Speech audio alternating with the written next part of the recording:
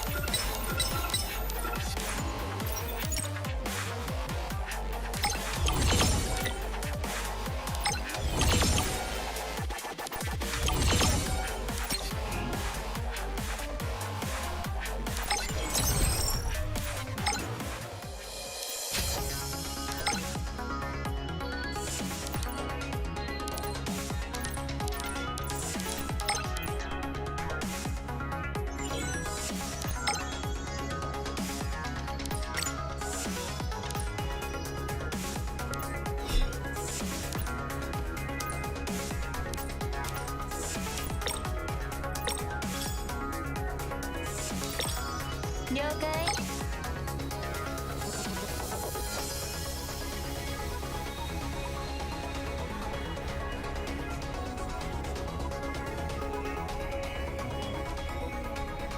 予定通りに動きましょう。これ以上まだ行くわよ。これがチームワークの力。ほら、遅すぎるわ。痛い。これでないものほど危険なんだ。ほら、痛い。上様と共に再開したね。それじゃセレーネ評議員にもう一度胸を借りますよ。反射。痛い。はあ、最後の一口。火を持って火を救う。私にしかできない現象ね。落ち着いてまいりましょう。痛い。食らいなさい。そこ。痛い。これでほら。私早くこれは過ぎきらない。聞け、行くわよ。さすれば命まではとなった。これがチームワークの力。作戦レポートまとめておいたわ。次の人員配置の参考にしてちょうだい。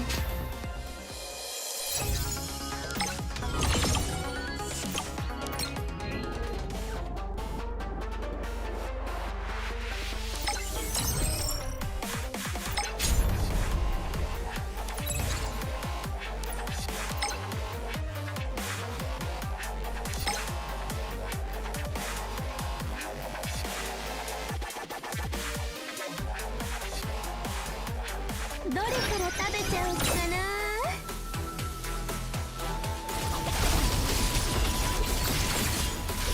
私のテクニック気に入ってもらえると嬉しいです。こいつはどうだ。それ。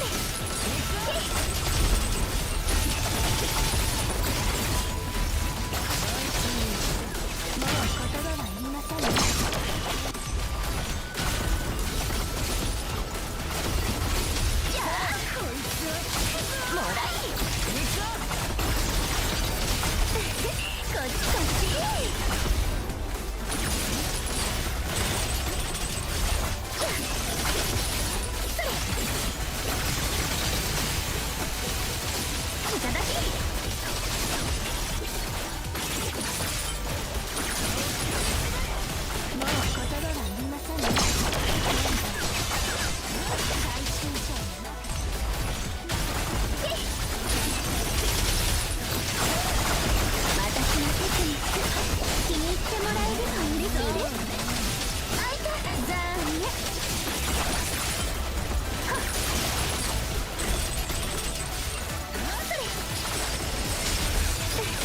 こっち。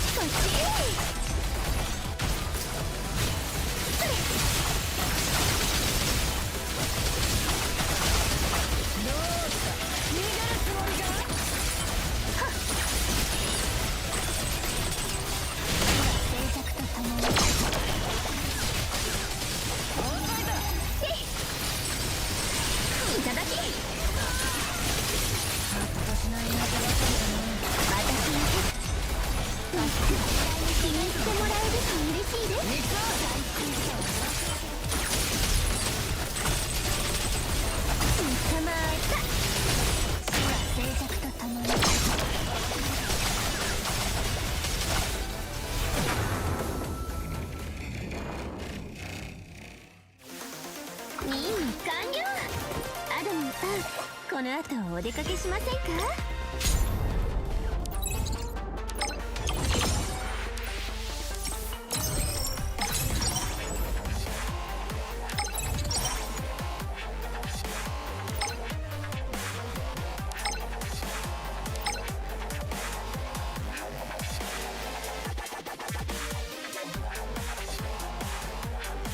どれから食べちゃおうかな。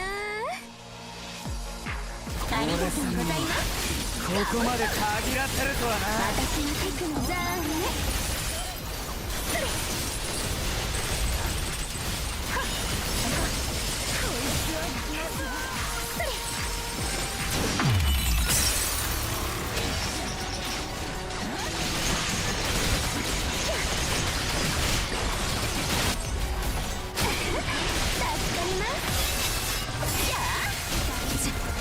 面倒な相手ね。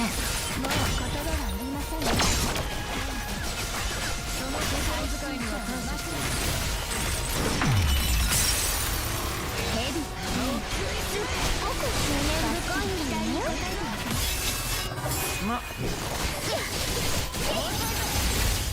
私のテクニック気に入ってもらえると嬉しいです。やるじゃねえか。まだ終わりじゃねえぞ。気をつけな。刺さると痛いぜ。ありがとうございます。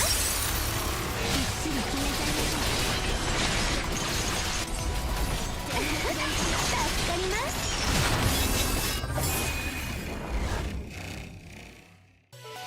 ナイスコンビネーション。アダムさん、これからも頼みますね。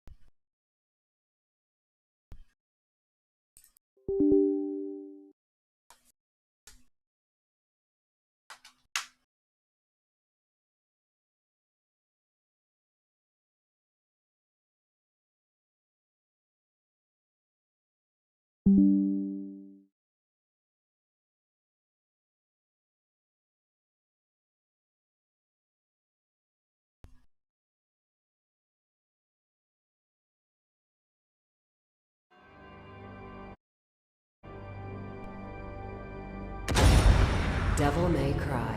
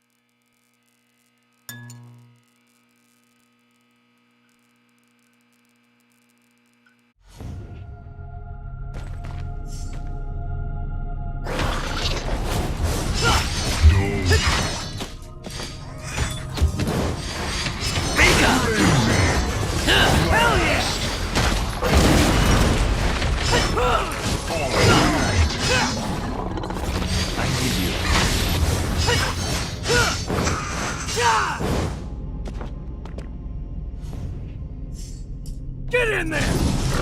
Go, baby, go! Crazy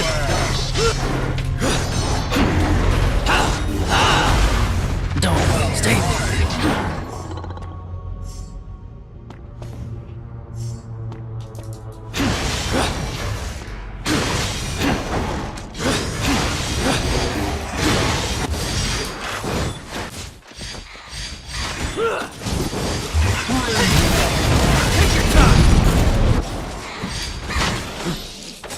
Rest in peace.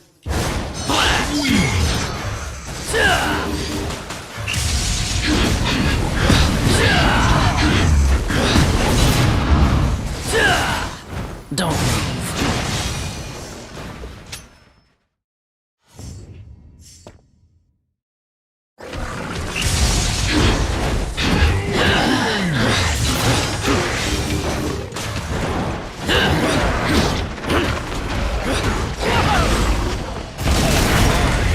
Take your time! Lock and load!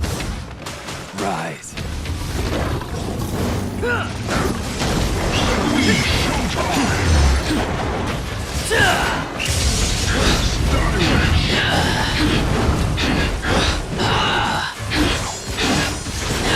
Go!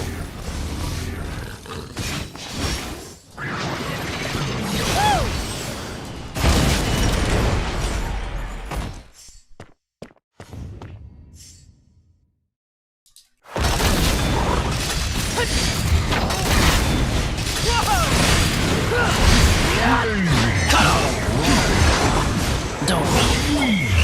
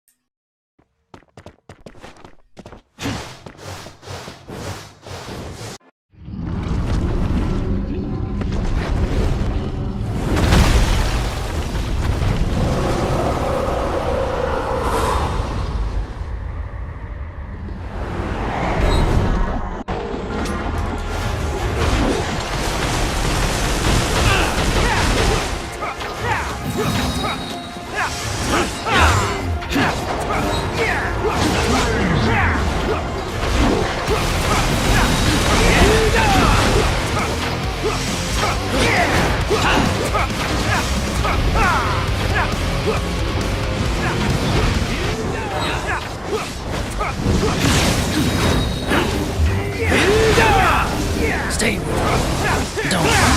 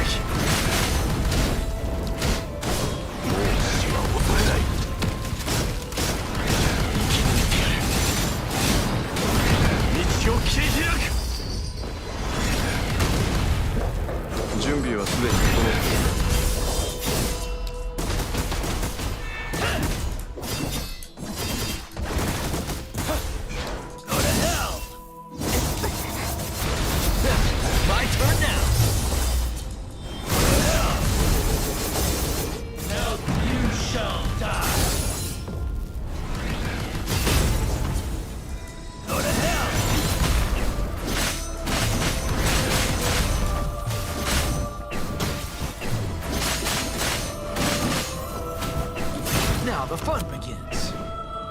Go back to hell! Finish!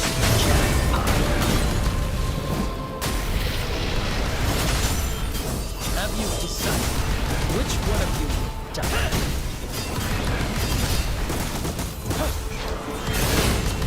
You shall die!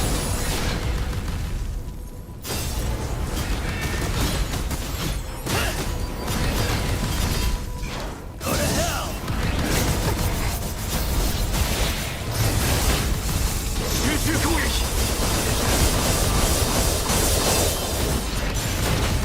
And now, I'm gonna play with... Go back to hell! Finish!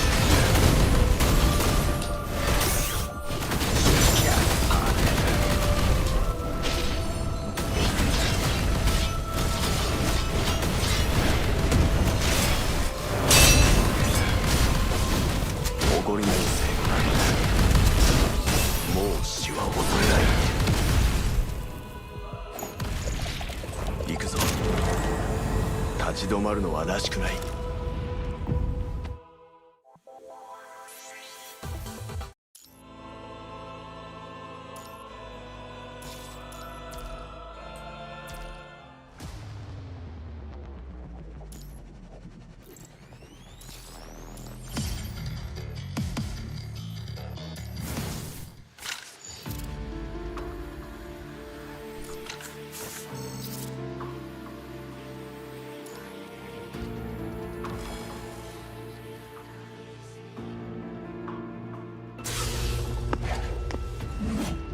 この戦場にも勝利をもたらそう。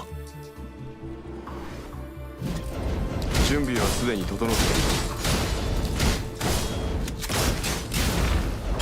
準備はすでに。もう死は恐れない。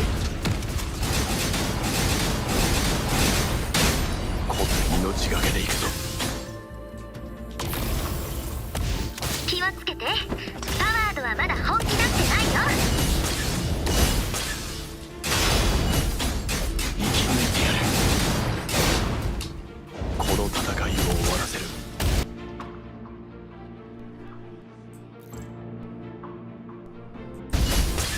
この命がけでいくぞ。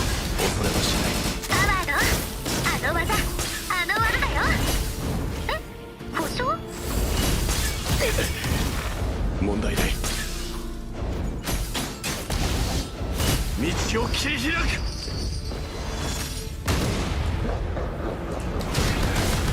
おごりない成果だ。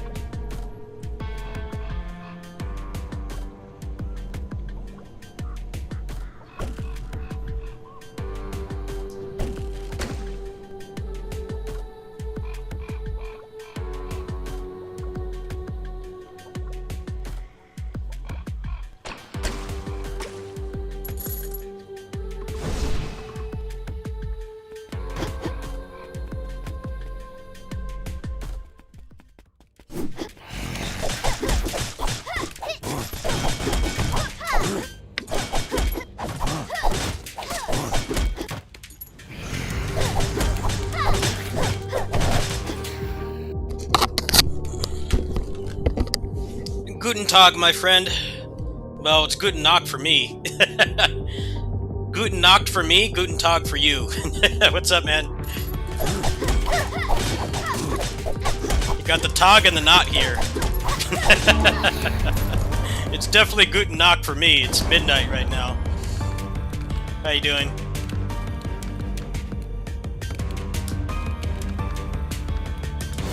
It's definitely not Guten Tag for me.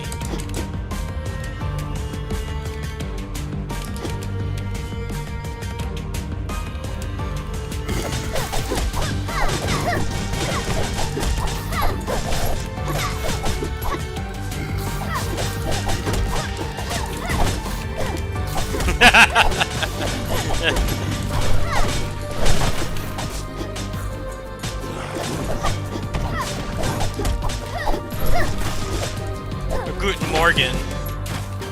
I know a little bit of German. I had a very diverse friend group growing up, so I know a little more than the average filthy American. One of the benefits of growing up in diverse areas, not being as much of a filthy American as others.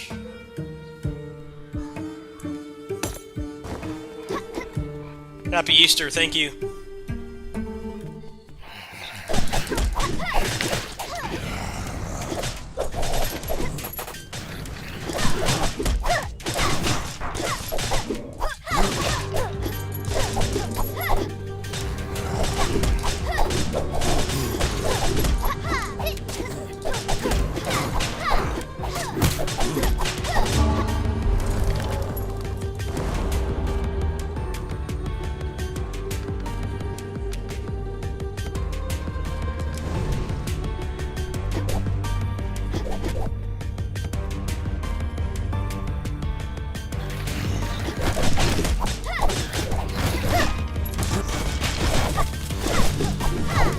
Yeah, just playing my usual games tonight. Finished up with the gachas for now. Lost my 50-50 on charging voltage Dante, so that sucks. Morbid Metal's coming out in like 4 days. That's pretty exciting.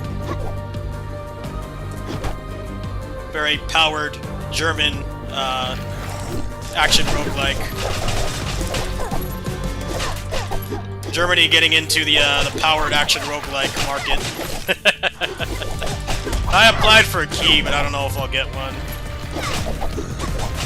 I think that might actually be the first game from Germany that I played, that I know of anyway.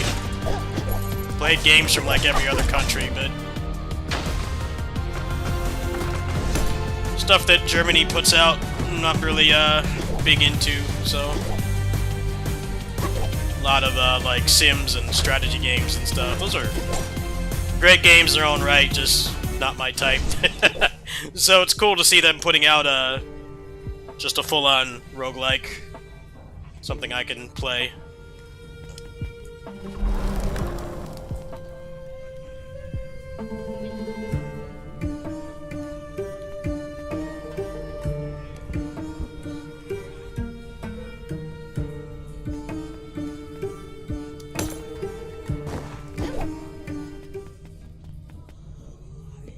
I wouldn't say small scale. They're mostly just like not action games. Germany's got a pretty decent game industry. It's just the stuff they put out is not my type of game. So, but that's gonna change because Morbid Metal is German. I think like almost everybody on the staff is German. So the first German game on the channel. Obviously, like China and Korea and Andrande Games? No, never heard of it. What's that?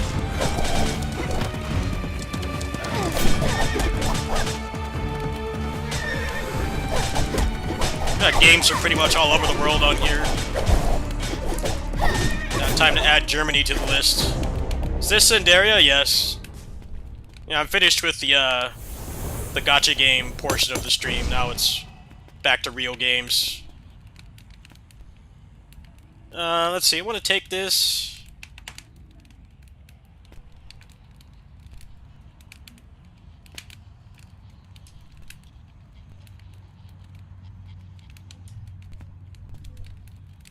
Adronde Games? No, never heard of it.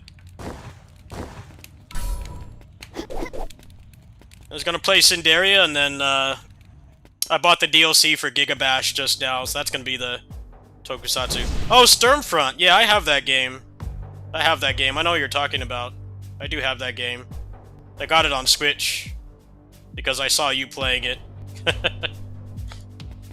Yeah, I know what you're talking about now.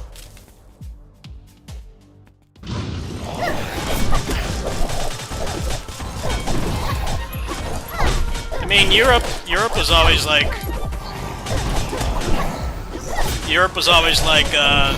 the best at like non-action games, going back to like the Amiga and stuff. They had a lot of really cool like RTS and city building games and stuff. It's just Europe was not really great at action games at the time. So for me, I don't really touch their stuff. But I understand that they're good games, they're alright.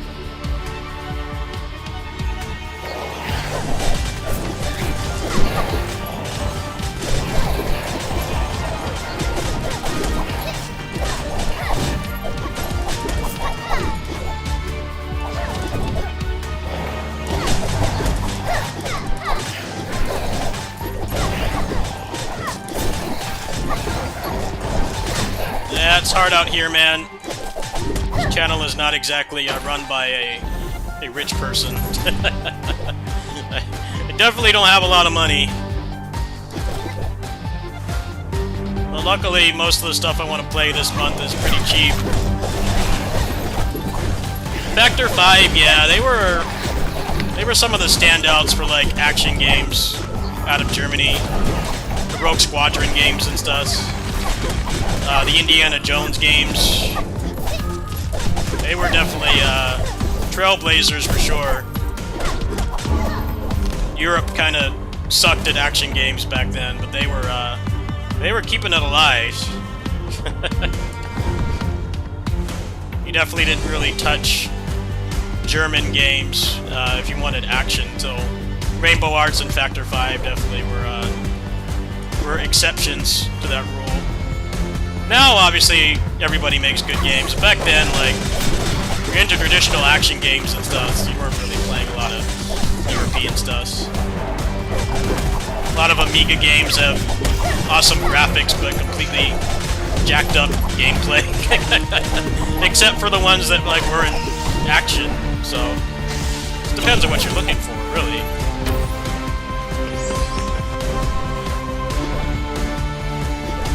I don't think anybody's really making those types of games better than Europe right now.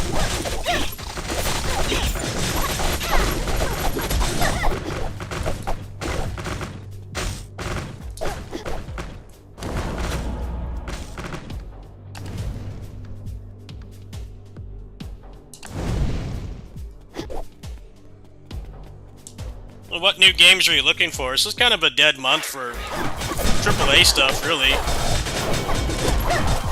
There's not really any big AAA games coming out this month. I'm not even talking about my interests. There's Pragmata, and that's it, but I don't know.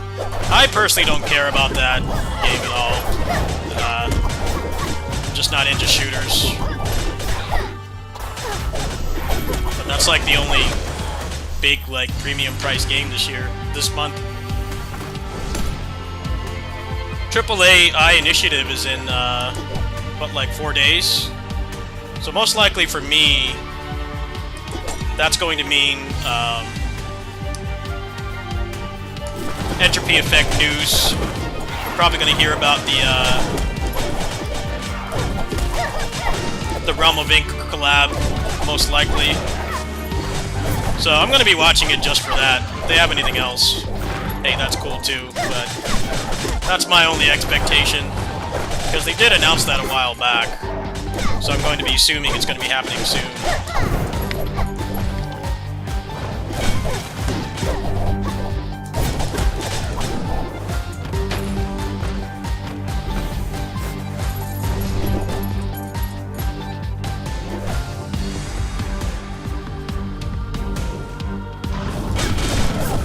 Crimson Desert is definitely a wait for mods type of game. I have it. I got it for my birthday, but I don't really like it that much. It's just way too slow paced. Neo 3 is more up to my standards of pace. You know, it's not like a big, huge open world. It's just you know, small and to the point. It's not a bunch of useless collectibles. Everything that you collect has a purpose. That's more my style of... I like open zone games. Open world, no. But the mods are starting to pop off for it. They've made significant progress with the mods for the game.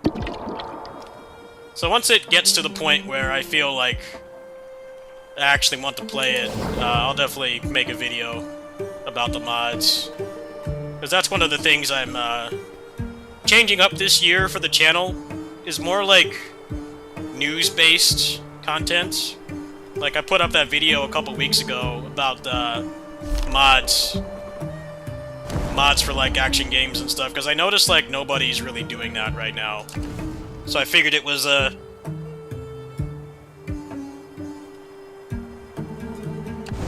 good way to mix it up a bit, do something a little different with the channel. But right now, there aren't really a whole lot of combat mods for it, so I'm kind of waiting. DMC Crimson is going to be getting an update soon. So, kind of waiting on that, a couple other mods to get completed before I make another one of those videos. Kind of blew my load with that one. Talked about, like, everything at once.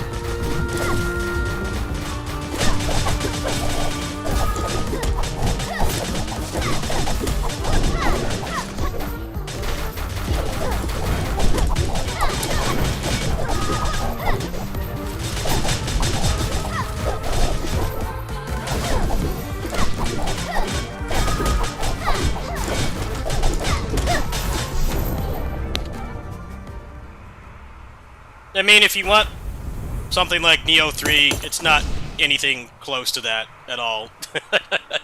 It's definitely more... It's not narrative-focused, so it's like Neo 3, where the story is not the reason that you play it, but it's also like 1,000 times slower paced.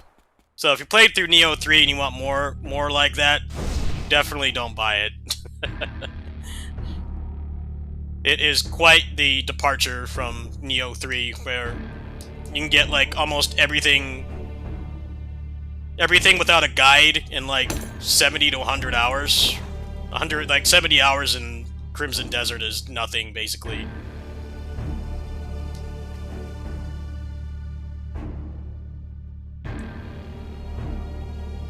But they are making a significant progress with the mods. There's a lot of gameplay mods, but most of them don't involve combat. So when it does get to that point, I'll definitely play it. But right now, I'm kind of just biding my time. I'm not interested. And I'm not, like, trying to make content for it either. So I'm just gonna play it when it's the best for me, not for the algorithm. Game is kind of shit to make content for anyway, because it's like just way too long, and we didn't get a review key. You were at a huge disadvantage. I didn't really care. I don't like play everything on this channel, you know, to make money. Sometimes I just want to play the game to play it, and not be so content-brained, and only play things to, you know, be successful. I'm not really into that anymore. I used to be, but I stopped because I realized how bad it was for my mental health. Stuff like Crimson Desert, you know, I'll play it casually. I'm not going to be making any guides for it or anything, but mods. Mod-related content for that game I'm interested in doing, but combat mods and stuff for that haven't matured to the point where it seems worth it currently.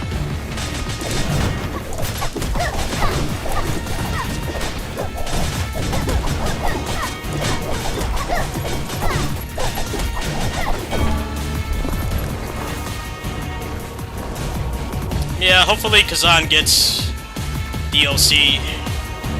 It definitely needs it.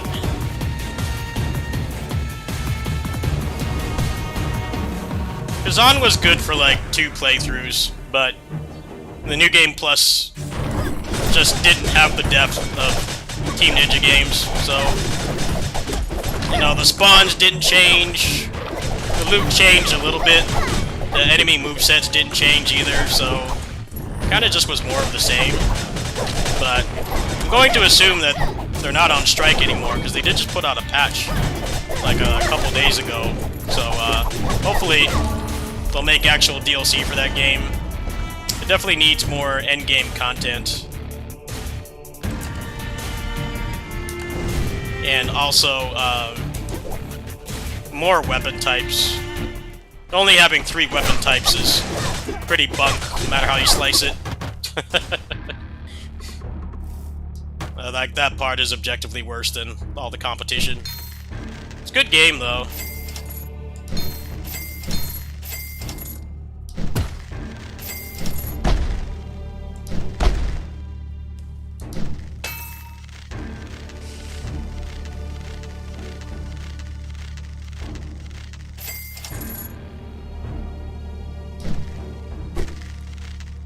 That game had a bit of Wo Long syndrome, where they nerfed bosses, and people complained because people who play Souls-likes don't understand that not everybody likes to mauled over a boss for 6 hours. It's like Wo Long, where people couldn't understand why they nerfed it. They don't think about the business aspect of nerfing a boss. It's like, look, if people are refunding it and leaving bad reviews over the boss, they have every reason to nerf it. That was the same thing that happened with Wo Long. The Wo Long tutorial boss was fine. Granted, I have hundreds of hours of experience in their other games, so I definitely had better fundamentals than somebody playing it new, but it was a good boss. It was a legit good boss that taught you how to play the game. But at the same time, filtering people on the first tutorial boss is not good for business. And people complained incessantly. It's like, you gotta think about the business standpoint of this, man. Like, it does not take 2 hours to get to that boss, even if you're completely terrible at that type of game. But obviously what was happening was, you know, people were review bombing it and refunding it. People were like, oh, why'd they nerf it? I'm like, yeah, I agree it didn't need to be nerfed, but if people are, you know, review bombing the game, that hurts their bottom line. I don't know why that's so hard for some people to understand. Seems like pretty simple stuff to understand, but I guess not.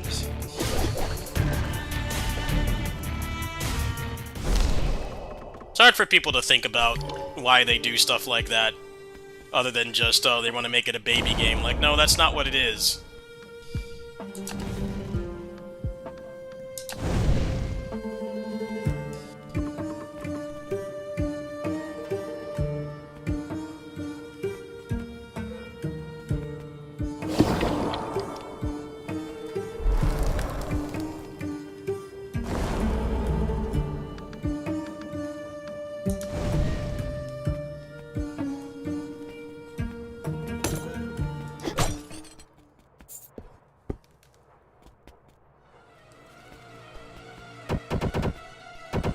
That game definitely had some stupid design, though.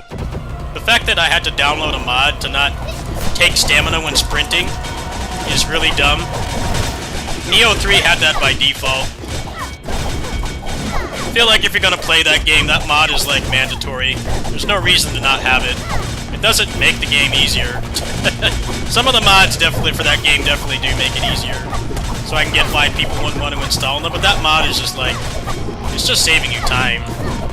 It doesn't affect like the gameplay balance at all.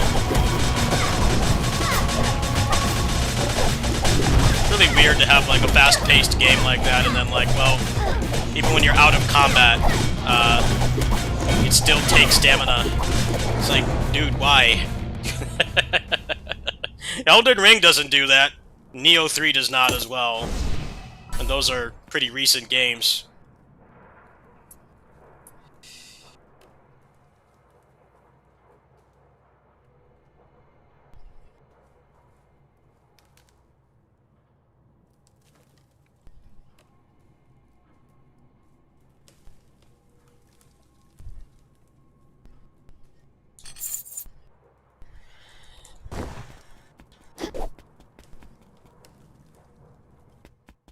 Did they actually do that? It must have been after I stopped. Well, that's good to hear. Yeah, because that was pretty dumb.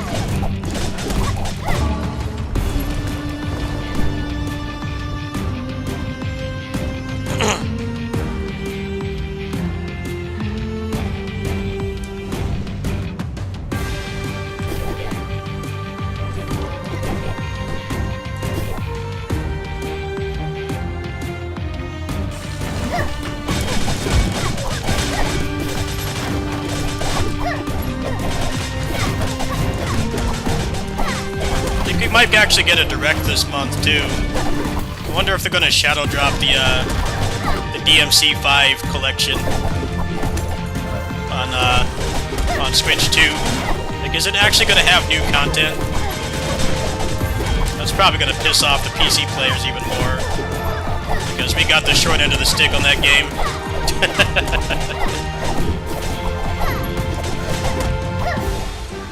It actually would be pretty nuts if they do add, like, new content, and it's not just, you know, the same game. But I don't think Nintendo has any kind of requirement on, like, porting something and having it be required to have new content. It's not like X Arcadia and stuff, so, that'll be interesting. That might be this month. I heard that it's supposed to be a, partner showcase this month and not the big direct.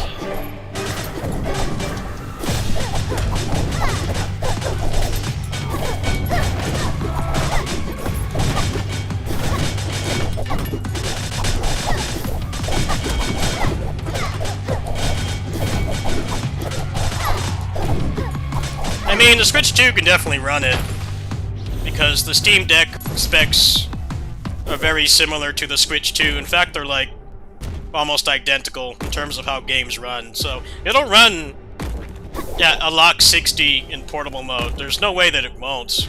It's just they won't be able to have LDK mode. I can already tell you that right now. Unless they do like some crazy dynamic resolution scaling witchcraft. But like the game itself will run at 60. Because I played it extensively on Steam Deck. As long as you're not playing like LDK mode, it runs completely fine. Like it's playable with like turbo and everything. So that's most likely why they're doing it. The question is just, is it going to have like extra stuff? Because if you have access to a Steam Deck and you learn a little bit about how Linux works, you can get the game modded, which is better than the Switch version's probably going to be, but that depends on like if it has new content or not. Because if it does, I'd argue the Switch 2 version will be better, because getting the mods to work on that thing, especially what's been going on with that game lately, where the main trainer is like really outdated, and the people who work on it are they're the same people that are doing DMC3 Crimson. So like the trainer's not getting updated anytime soon. The game is definitely not getting updated anytime soon. I subscribe to their Patreon. I donate to their Patreon, and they said that there's a major update coming for Crimson soon.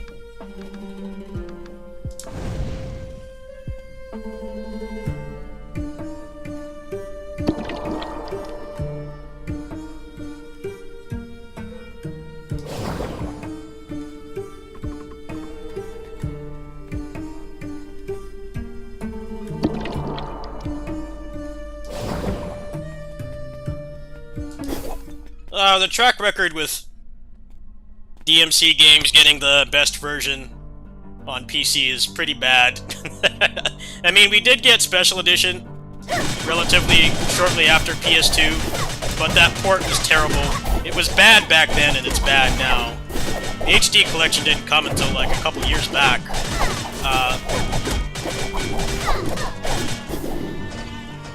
For Special Edition, we did get day one. The DMC Reboot Definitive Edition we never got, which actually stings the most, because they improved that game a lot with that update, and ironically, unlike 5, the mods they can't replicate everything. Like with 5, you know, the PC version is better than even the Special Edition, but, you know, you have to use mods, and you have to know how to use mods, and, modding that game is quite difficult, so, especially if you're on, like, Steam Deck. But yeah, the track record for DMC getting, like, games getting the final, edition is pretty bad. A lot worse than people realize. It's pretty terrible, actually. They do not have a good track record with giving us the best versions.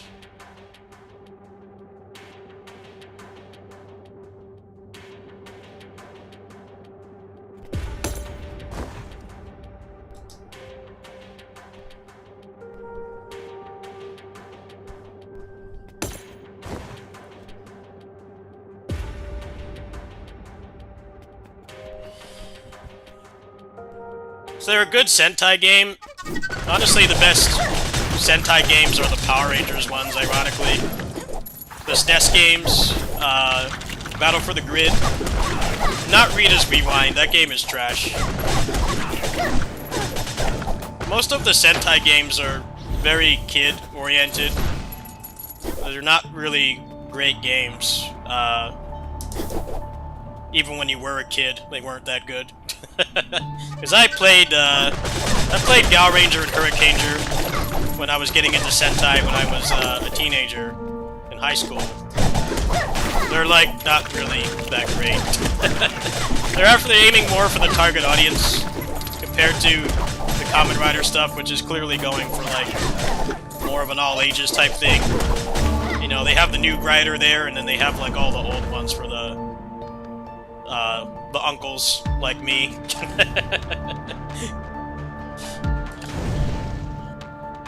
So, that's your question. Yeah, they're very kid-oriented. The good Power Rangers games, actually, you know, they're good for all ages. They're not just kids' games. Sentai games are very clearly going for a younger audience. So, playing them as an adult is not that great, and even if you're a kid, or a teenager like I was when those games came out, the Power Rangers games hold up a lot better. Some of them. Because most of the Power Rangers games were actually Japanese developed. I don't know if people know that, but like, most of them were Japanese developed, which is part of why they were good. The shitty Power Rangers games ones are, of course, the ones made by Western studios. Like, most of them were Japanese developed, so, I mean, they're basically just Sentai games, right? They don't have the Sentai branding, but they're Sentai games, Japanese developed. So, of course, when we get a beat-em-up for Power Rangers, it's made by people that don't understand what makes beat-em-ups fun. It's a Western game, so of course it's not, you know, nostalgia. It really is just like those games were better. Those were made by like prolific Japanese studios. They weren't throwaway licensed games like a lot of stuff was back then.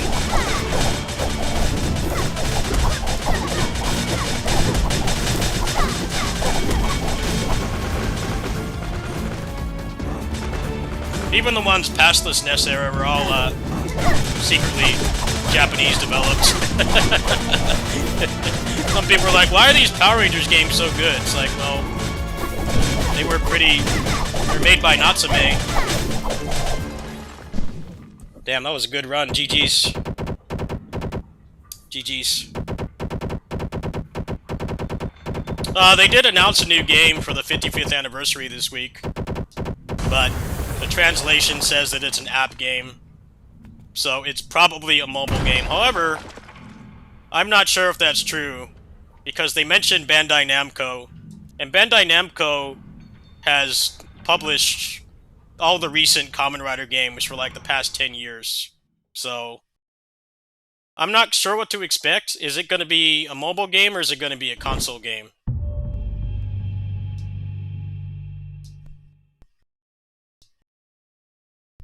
Well, the thing about Kamen Rider mobile games is they are extremely poverty. It's not a matter of being dismissive of mobile games and, you know, not even wanting to give them a try, even though there are some good ones. Like, those games are extremely poverty. Like, I don't know if you've seen the one that's currently running, but it passes for a Flash game. Like, it's that bad. So, yeah, that doesn't instill me with a lot of confidence if they're promising it's going to be an app game, because they put, like, no effort into those games. They also, like, don't even plan to keep them around for very long. Most of them have only lasted, like, 1 or 2 years, so even if they were actually good games, they're not worth investing money into because they don't last very long. But, you know, with them trying to make the brand global now, I could see them possibly raising their standards to be something that people would actually want to play, because those games are extremely poverty. The current one is it looks like this, you know, with the puppet animation, but the art style is way worse. It's a lot cheaper looking, and it also has like no gameplay because it's a tower defense game. So it's like Flash tier. The way it looks and plays, you don't expect that from a franchise that's been around for over half a century. The one before that was Ride Commons, which was like more focused on the Fujoshi fans of the series, but it seemed devoid of gameplay, and I guess the Fujoshi weren't donating to it enough, so they rage quit and they shut it down. The one before that was City Wars. City Wars was like an extremely low budget, like beat 'em up, but it didn't look like the mechanics were any good. So those are the past 3 mobile games that they've had, and none of them were particularly great. The only good thing about City Wars is it did give us like character models and animations. So I don't know if anybody backed those up, but for like mods and games and stuff, that'd be pretty cool. Other than that, yeah, I don't really have a lot of confidence in them making a mobile game, because they don't have a track record of caring anything about them. Those games, the Kamen Rider Gacha games are like 15 years behind everybody else right now.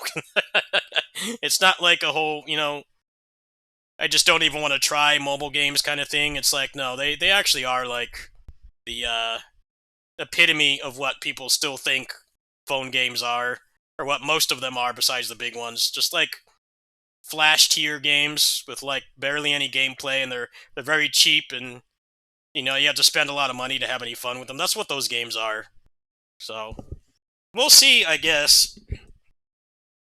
I definitely would love a new Bat Ride War, but I don't know if Bamco is going to shell out the money for it, because I feel like it's been too long since the last one. I think that's like probably the thing that holds them back the most, because the last one came out 10 years ago, right? Bat Ride War Genesis came out a decade ago, and like those games were very incremental. There wasn't really any reason to play 1 or 2 when Genesis came out. So, problem with making a new one is there's literal a decade worth of stuff to add to it. And I don't know how they plan to do that. It seems like, knowing how Bamco functions with their games that aren't made by FromSoft, you know, all the anime games and stuff, they give them like shitty budgets, and they give them like no time to make them, or they get bad studios to make them. I don't know how they even begin to approach making a new Bat Ride War, because those games were coming out every few years. You know, the first one and the second one were like a year apart, because that was Wizard and Gaim, right? And then there was like a 3-year break, a gap between 2 and Genesis. And they added a ton of stuff to Genesis. But now it's been 10 years. And I know for a fact, unless they're planning to release it globally, and increase the amount of people that can actually play it, I don't see them making a Bat Ride War. It's just been way too long. If they had kept making them every couple years, it would have been more realistic, but I just don't see Bamco doing it, because those games are pretty low budget. I mean, Memory of Heroes was high budget for a Kamen Rider game. It's high budget for a Kamen Rider game. You know, maybe not for other licensed properties, but for a Kamen Rider game, it was pretty high budget. But the amount of money it would take to make a new Bat Ride War is nuts. People are going to expect every main rider and then every secondary rider. That's already like 20 characters minimum. And then they're going to want them to do the rest of the roster too. Yeah, Tiga. Got Rojak as well.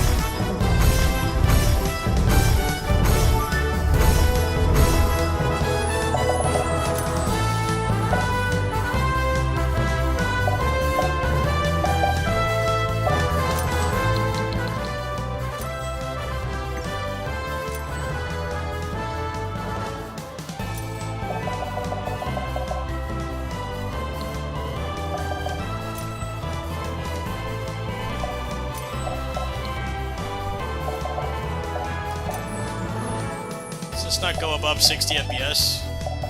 Let me see here. Well, this looks like a job for lossless scaling. Thought this game went above 60. I guess it doesn't. Fix that.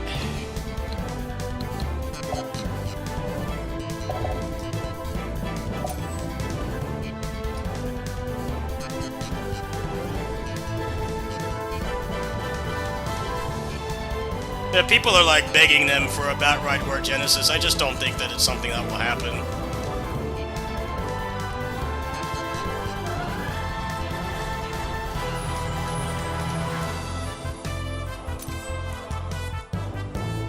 The controller stopped working. What the hell?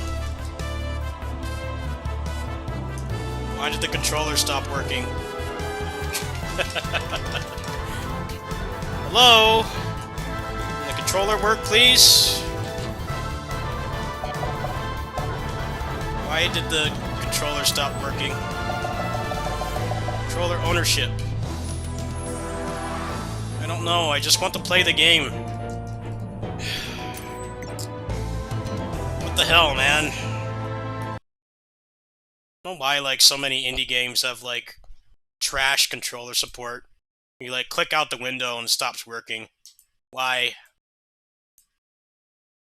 It's also like just games take so much longer to get into now, so restarting them sometimes really sucks. You gotta sit through so many logos and loading. Is there demand? Yes. There is definitely demand.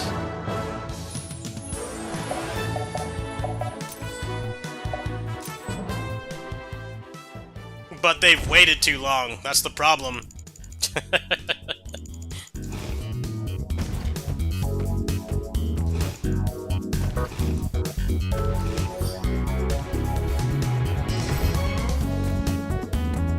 Kamen Rider gets an episode every week, and has for a decade since Genesis came out. So now, that game needs to have like minimum 30 characters to meet expectations. I just don't see cheap-ass Bamco doing that. I'd love to be proven wrong, but I feel like they've made it like impossible to make one with the shit budgets that they give people to make their games that aren't FromSoft. FromSoft games, I may not like them, right, but they are consistently the highest quality games that Bamco puts out. All the other people that they have to make their games, they give them shit budgets, or they get randos to make the games and they're not even good at making that type of game, so... Now, Batright War never had that problem. You know, Aiding is a infamous shadow developer of a lot of Kusage fighting games and other stuff as well, but it's just been way too long. I mean, this is exactly why there's no Warriors Orochi 5, right? That's why we got Abyss instead. Some people complained. Some people complained about Abyss. It's like, well, they can't make a new Warriors Orochi. They can't make a new Warriors Orochi. It's impossible. Because Samurai Warriors 5 and Dynasty Warriors 9 have a shit ton of clones. And then Origins only has one playable character. So people are like, why are they making this Vampire Survivors clone? I'm like, well, they can't make another Orochi. It's like, they can make another Batright War, but you gotta look at it from the lens of... gotta look at it from the lens of how low budget anything that's not FromSoft is for Bamco.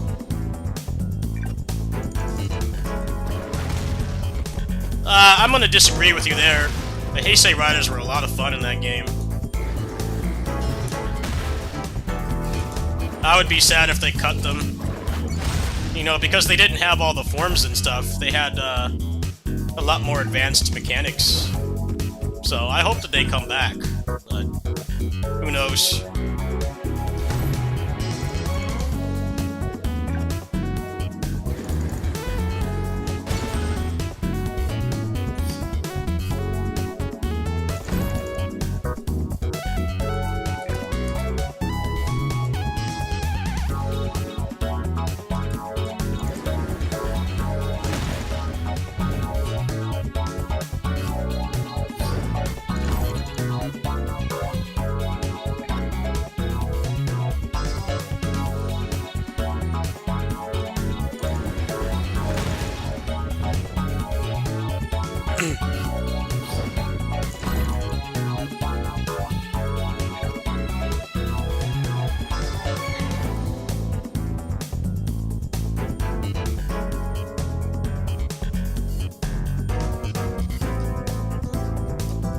Alright, is this gonna, like, continue or what? This tutorial was kind of bad. This takes, like, so long. A lot of waiting.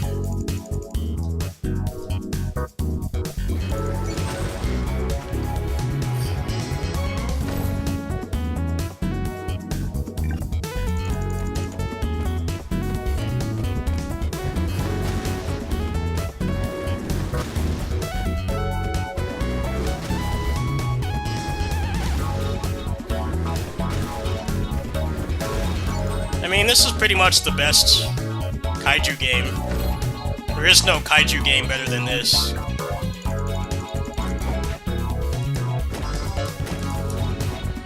This is like the best kaiju game. Even without the collab stuffs. You know, they have actual like Godzilla and Ultraman in this. Like, even without that, this is like the best kaiju toku game we're ever gonna get. Which I guess is why, like, Tsuburaya and Toei, or Toho want to work with them. Because they know making their own kaiju game is just going to be worse than this, right? And this is already an existing game with people that are interested in this type of stuff. So it's a good deal. We just don't have anything like this for non-kaiju toku stuff right now. I'm not big into kaiju. But I've watched my fair share of it. I just wanted to support so we get more stuff like this. I bought everything, almost everything, but I didn't buy the,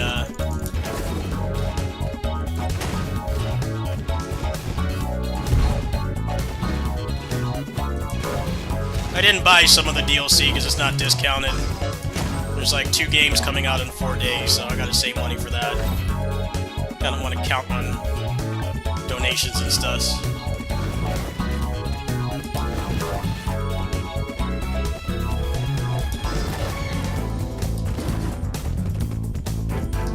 I applied for keys, but I got ghosted as usual. Yeah, this game is Malaysian. That's really cool too. I'm always down to support regions that don't really make that many games.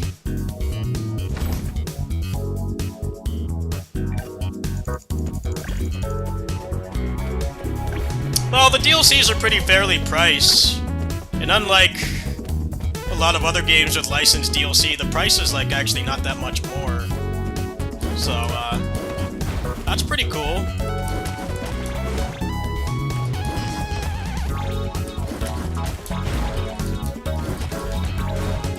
Yeah, Southeast Asia's been putting out some cool games too. This is definitely the best though. It's actually one of the biggest Southeast Asian games, mostly just because they got, you know, actual licenses. I don't think that's what they planned. I don't think that's what they planned when they made this. They expected it to be just fully indie, but then it got, like, so much, good press for being, you know, the best kaiju game we're ever gonna get. So then companies are just like, well, we actually want to work with them now. Because making our own kaiju game is way more expensive. I'm willing to bet they will probably get commissioned to make like more toku stuffs in the near future. Like an official Ultraman or Godzilla game.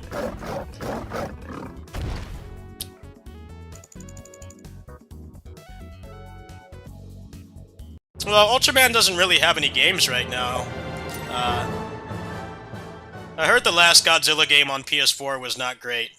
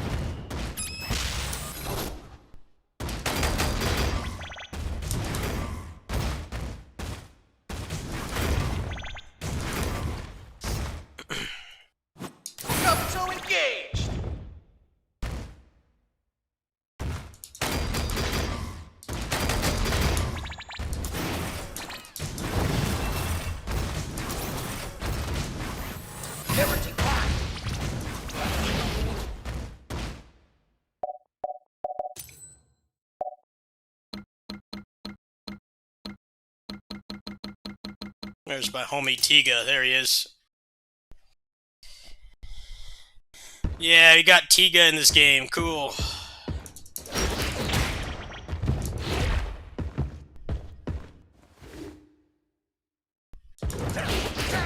Yeah, is there demand for a Batride War? Yeah. Go look at the tweet where they announced the new project, and everybody is crashing out because it looks like it's going to be another gacha. And Kamen Rider gachas are extremely shitty. It has nothing to do with... People are still scared of mobile games. There are some good ones. There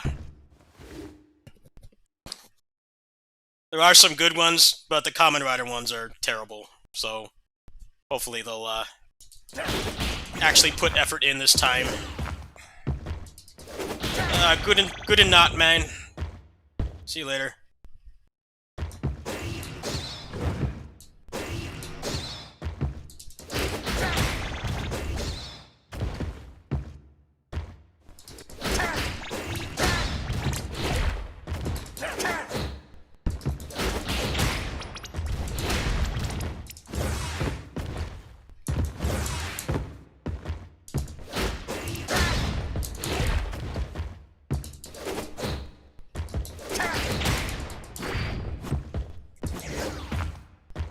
Yeah, Southeast Asia and Brazil got Toku way sooner than America did. So, the fact that this game is from Southeast Asia is really cool. Because that's like the biggest, second biggest hotspot for Toku fans. That and like South America, because Changeman and Just Beyond, Jiraiya, all those Metal Hero seasons aired in the 80s over in Brazil. And then Southeast Asia is like one of the biggest spots outside of Japan. So it's very fitting that this game is from Malaysia. It's actually really cool. Outside of Japan, that'd be like the second best place you'd want to make a game like this.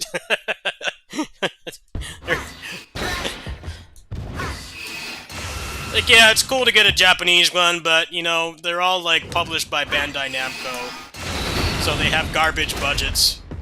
And this is, like, significantly higher budget and better quality than what Japan would make.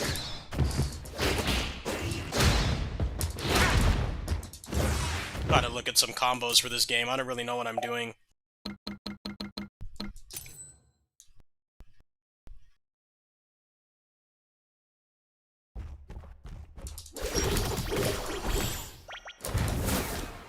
Whoa, he's just got a rider kick?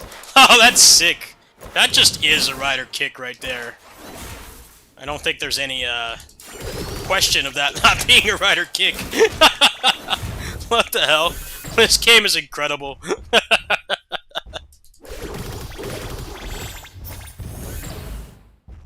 Is this gonna be in the holy trinity of best tokusatsu games? Like Batride War Genesis, Battle for the Grid, and this? I think so. This has potential. Oh, hell yeah! Oh, I'm loving this. It's got the Spacium Beam as well. Yeah, his own version of it.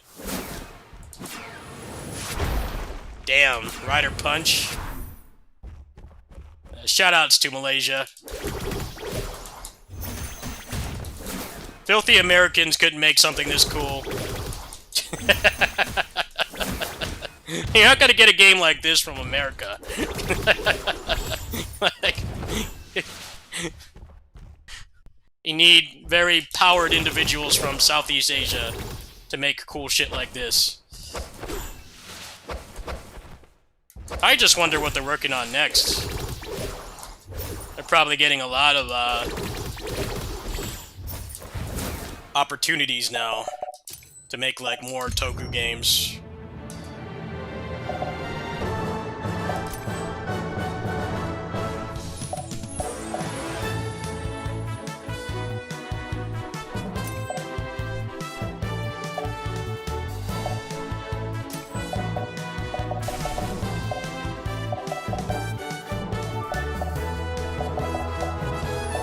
Yeah, so I didn't get the Godzilla stuff yet. I'll, after I buy the rest of the games for this month, I'll pop those later. I didn't get Ultraman Rising either. I haven't watched that yet. Got Gamera here. Hell yeah.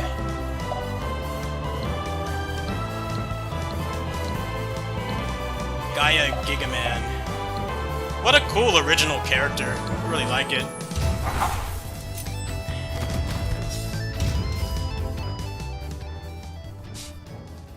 I think this game got a lot better when they gave up on it being competitive. I think there's like most people that want Toku games don't care about competitive. Outside of Battle for the Grid. That's like the only competitive Toku game we've ever had. But, that game's dead now, so...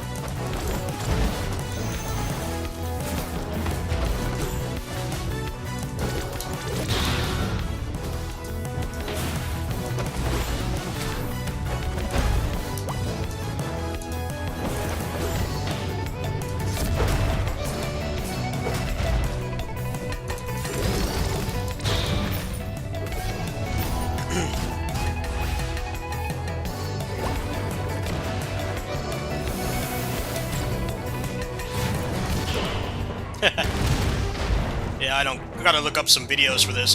Who's the, like, best, content creator for this game?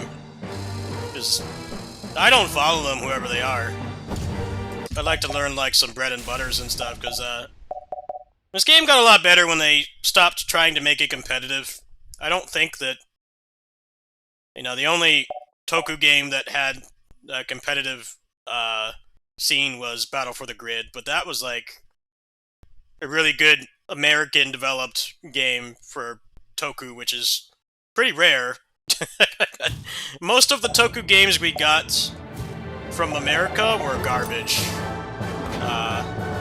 But I do think that they tried too hard to make that game be like an esport. And after they gave up on that, and just focused on just making a really cool Toku game, you know, that's got like original characters and then also the collab stuff, it seems to be doing a lot better. So I mean, just realistically, fighting games in general don't really have high player counts unless it's Street Fighter. So I think that was kind of not the best way to go. But now that it's got single player modes and you could just play it with your friends and, you know, friends who might like Toku stuff as well, you don't have to worry about sweaty online ranked and stuff. It's a good game.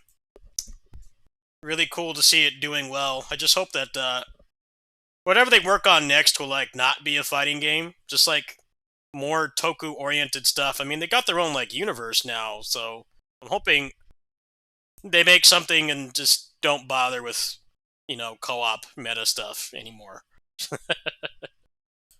Alright, I think I'll maybe do like maybe one more game tonight. Actually want to try to get to bed somewhat early today. I do have Kajutsu Rider, but I'm not sure how much I want to play that right now, because it's kind of a mess. It's very buggy. It's also extremely concerning that the person who made it, it's been out for like a day, like 2 days now, he hasn't posted anything about fixing the bugs. So, I'm not sure how I feel about featuring that on the channel right now. It's such a cool idea, but, you know, it's been like 2 days, and, you know, you don't have to fix the game frame one, right? But you do need to, you know, address that maybe some things need to be fixed.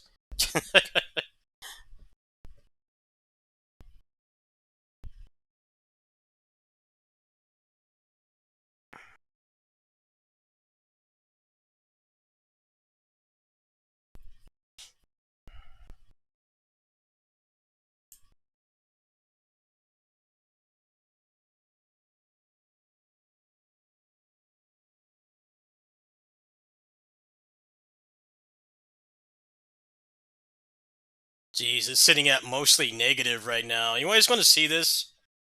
You want to see this before I go? Kajutsu Rider is not doing very well, and it's not people like not playing it. It's at mostly negative right now. That's like a death sentence. It's really a shame, because this is probably better than, has more potential than whatever Bamco is going to put out. But man, it is incredibly buggy. The onboarding is bad. The optimization isn't the best. The balance is pretty poor. It's really sad to see this.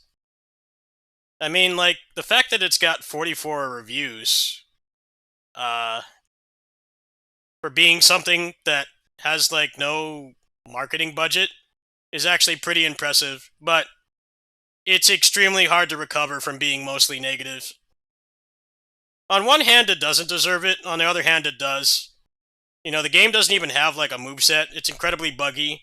The balance is a mess as well. So I think what this guy needs to do is he needs to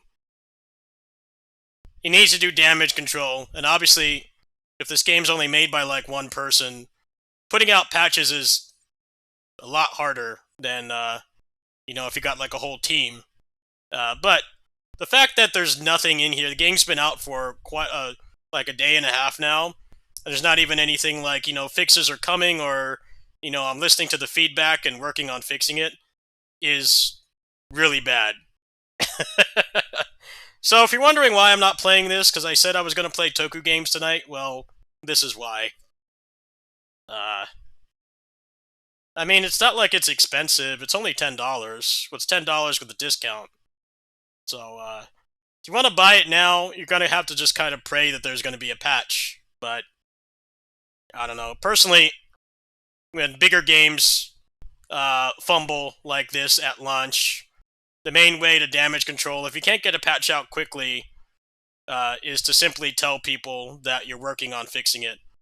And that will prevent people from leaving bad reviews. But if you don't, you leave the game buggy and poorly balanced, and you don't even communicate with the people that spent their hard-earned money on it, then that's kind of a problem, man. I'm sorry. It really sucks. Because I want to see more games like this. You don't have many character action games on the horizon, and also this is like a Toku-themed game. And there's like literally like 3 Toku-themed games on Steam right now. There's not many. It's literally like Gigabash, there's Kajutsu Rider, and then there's Battle for the Grid. That's like all that there is on Steam. So there's definitely a market for it, but he's definitely not handling it in the best way. I still think this is probably the best tokusatsu game that we've gotten in a long time. I put Memory of Heroes a little bit below this, and then Gigabash is good for you know, being a kaiju game, because there's very few kaiju games in general, but the gameplay in Battle for the Grid is way better. But it also doesn't really have any single-player content, so you gotta go in the Discord and look for matches, because the game hasn't been updated in years, or you can do, like, the combo trials. But, like, Gigabash is pretty good Toku game now. I mean, the DLC is kind of a lot. It's like $50 of DLC, but they gave up on the competitive stuff, right? I think that was like the best choice that they made, because it's incredibly hard to break into that. Competitive fighting games are all kind of fighting for the same small player base, so it's cool that they said just like, screw it, we're just gonna make this you know, a love letter to the kaiju part of tokusatsu, and they did a pretty damn good job, especially if they got Godzilla and stuff on board. Yeah, Kajutsu Rider, if they put out a patch within like a week, I'll definitely feature it on the channel, but right now, I don't want to put up the video and then dunk on it, and then have other people dunk on it, and then the guy fixes it, because this is why you don't release a game in this state. Because people are going to have to review it the way it is now, right? But then you go and you fix all those things, and people don't come back and you know, they don't change their reviews. They also don't like make more videos, so they don't make videos showing like what's changed. So yeah, it's a shame. I mean, has the guy like even posted anything? Like, you think that there would at least be some kind of statement? I mean, like, his marketing for this was pretty good. Like, he actually had like the viewership for his trailers and stuff did extremely well, especially because this is made by one person, so he doesn't have any funding or like publishers or anything. But then like, he's completely fumbling it by not telling people like, look, you know, I know the game is rough, you know, I'm working on fixing it, please be patient. But not saying anything with this many bad reviews is a terrible sign. Anyway, I think we'll do like one more game tonight, and then I'm gonna go ahead and crash. Sad to see.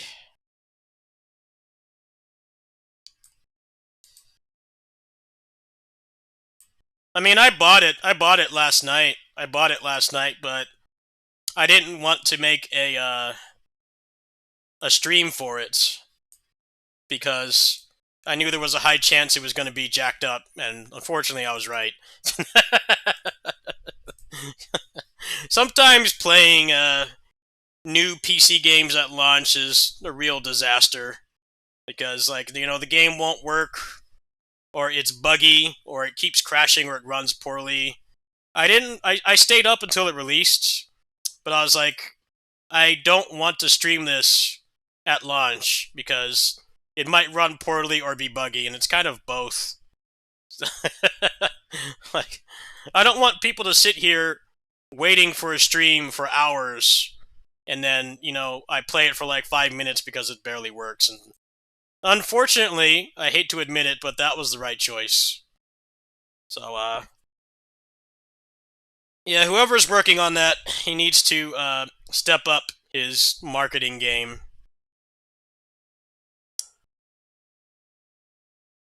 Like, I don't know how he plans to recover. How is he going to recover from mostly negative reviews on launch day? That buries a game in the algorithm. It's like on here, where if you put out like a video essay and then like a speedrun PB or like a raw gameplay next to each other, the algorithm punishes you. It's the same thing on Steam. Like, you get a big spike when a game is new, but if the reviews don't turn out very well, it's extremely hard to recover. And obviously it's not a big company, so that's going to make things even harder.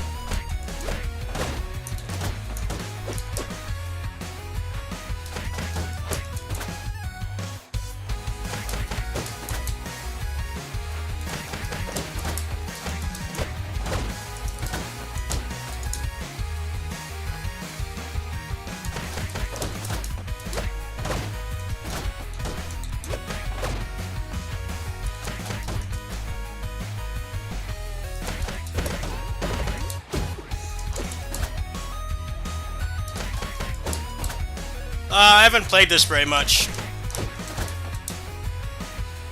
There's been too many games coming out.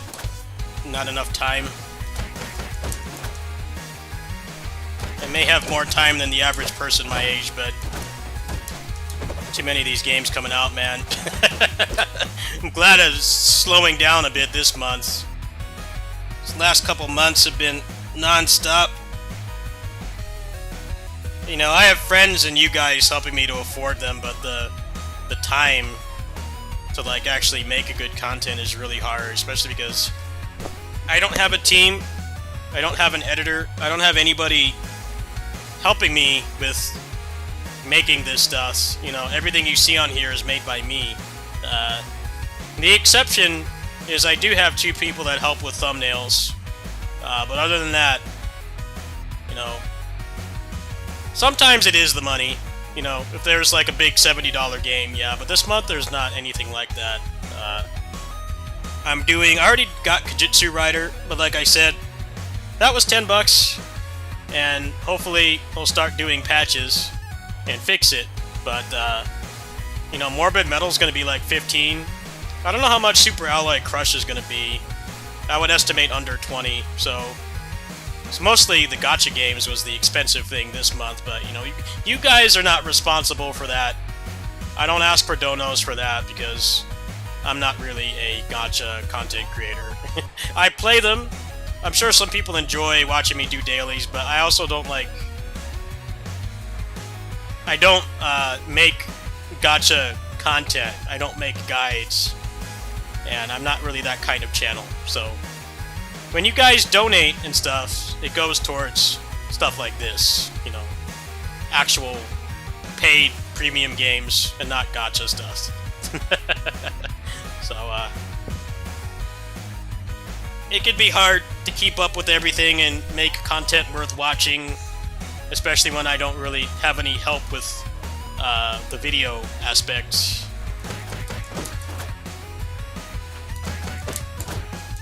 I was thinking of maybe hiring an editor, but I just don't have the money right now. I'm extremely struggling. There's a lot of things I don't have control over right now that are affecting my spending. So, yeah, that makes things difficult. But it is not easy running this channel.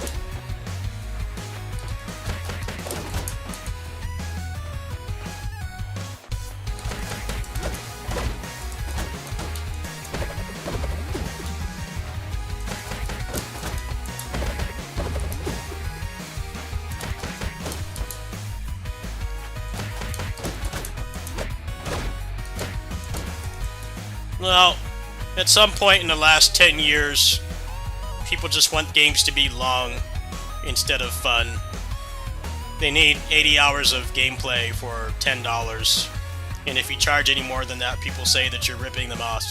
So, I'm glad that games like this and roguelikes still exist, because it's like short and replayable, and it's not about wasting your time.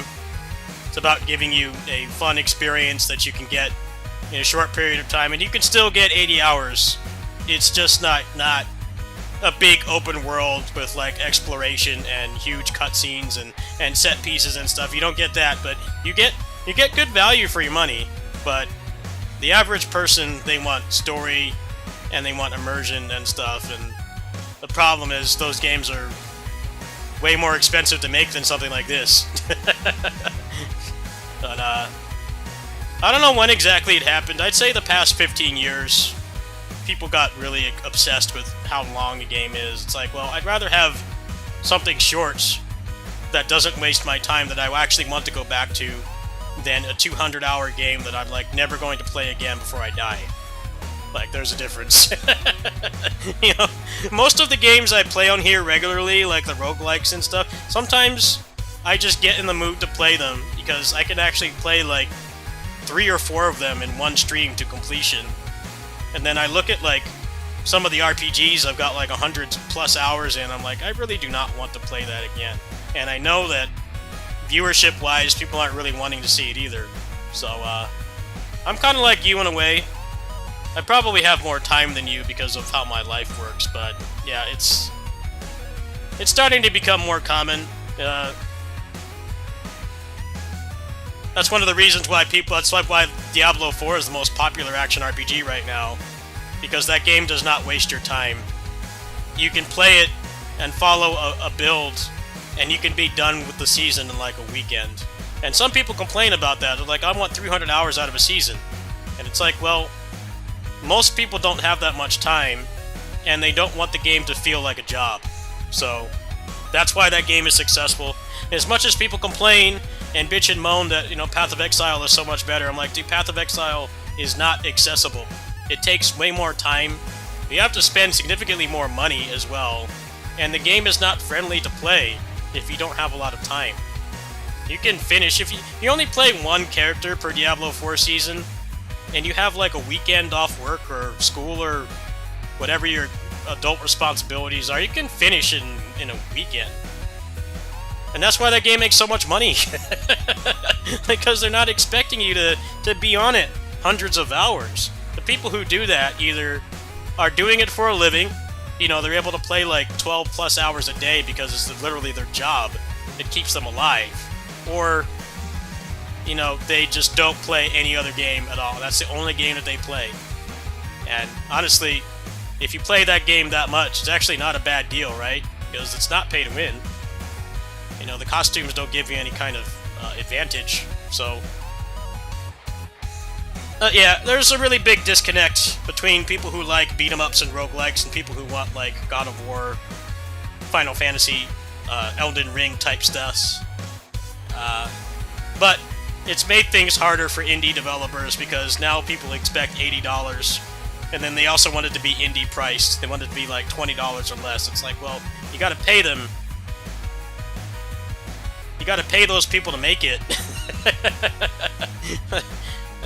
Indie devs are very much like this channel. I want to do a lot more cool stuff, but I don't have the money and resources. I don't have the money and resources. I am extremely limited. I live on disability. I don't want to compare myself to a studio like this. They have way more resources than I do, but still, I don't know, gaming's really weird right now. I feel like the people who like smaller games and short replayable games are definitely winning right now, because if you only play AAA games, I mean, they come out like every 6 years now. PS5's been out for over 5 years now, almost 6, and it has like barely any games. But if you play stuff like this, there's an infinite amount of games on it. I mean, this just came out, Entropy Effect X just came out like 2 months ago on PS5. We got Absalom late last year. There's no shortage of short, cool shit to play, but the average normie won't touch them because they don't have quadruple A graphics. Silksong didn't help that. Well, the people who think that Silksong caused indie games to be devalued are fucking idiots, because you want to know who devalues games the most? The AAA studios. Look at Borderlands 2. You can get a 4-pack of that game with all the DLC for like $20. That's hundreds of hours of content if you have a squad to run it with. You could be playing that game for months, you know, if you only have like 1 or 2 days a week where you can meet up with your friends to play. So how is an indie game going to compete with that? If they charge $20 and they have like 10% of that content, they can't. I don't know why Silksong gets labeled as the game that devalued indie games. I'm like, well, they're already devalued by big studios. Skyrim is like $5 every month. How do you make an indie like CRPG, Western RPG like that, and compete with that? You can't. And that game's also got like thousands of mods, and you can extend the game even longer. That whole discourse was really dumb. The only reason why Silksong is $20 is because they have infinite money from the first one. They know that if they charge more, less people are going to buy it. It helps their bottom line. But blaming how cheap games are on Silksong is stupid, because AAA games have devalued video games way more. Like, Nintendo is like the only AAA company that doesn't devalue their stuff. If you wait, you can get every AAA game for dirt cheap, and all the bugs and shit are fixed, and there's mods and you know, quality of life patches and DLC. So I don't know, man. I don't know what people want anymore. They're like, we hate AAA games, and then a game like this comes out that's $30 and still has a good amount of content. It's not infinite, and they'll complain about the price. It's like, well, they have less money to make this with. They have less resources. You don't have infinite money to make it with. And if you're tired of AAA games, then you're gonna have to accept that if you want to keep playing new video games and not just play old stuff all the time, that you're gonna have to accept stuff like this. PS5 has a ton of games. Does it have a lot of AAA games? No, it doesn't. Does it have a lot of games worth playing? Yes. There's a lot of awesome games on there. They're just not big masterpieces.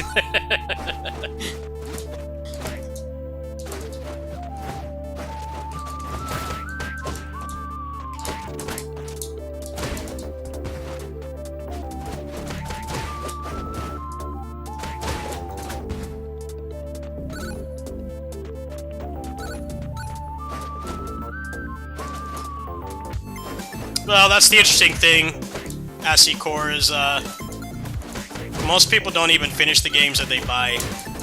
So the fact that they want games to be 200 hours long is kind of hilarious when you think about it, because they don't finish them anyway. And finishing a game like that is way less of a commitment than this. You can finish this game in like 2 hours.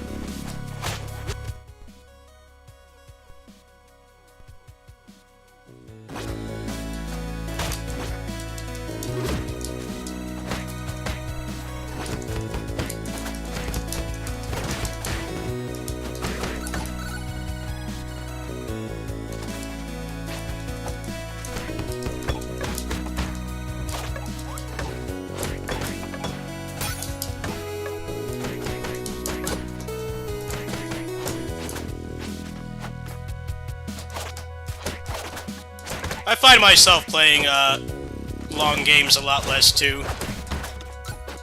Mostly play like gachas. I play like instance-based gachas, which are very small time investment. Roguelikes as well. Obviously, I put a lot of time into Neo 3, but you know, that game's not finished yet, so it's hard to really stay on it for very long.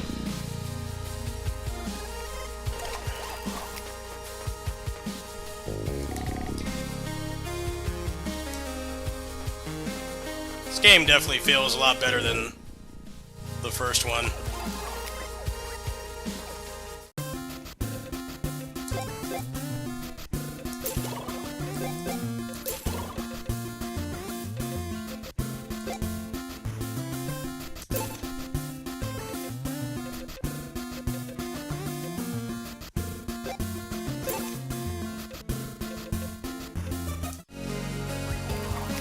First one had horrendous gameplay. This game's gameplay is a lot better.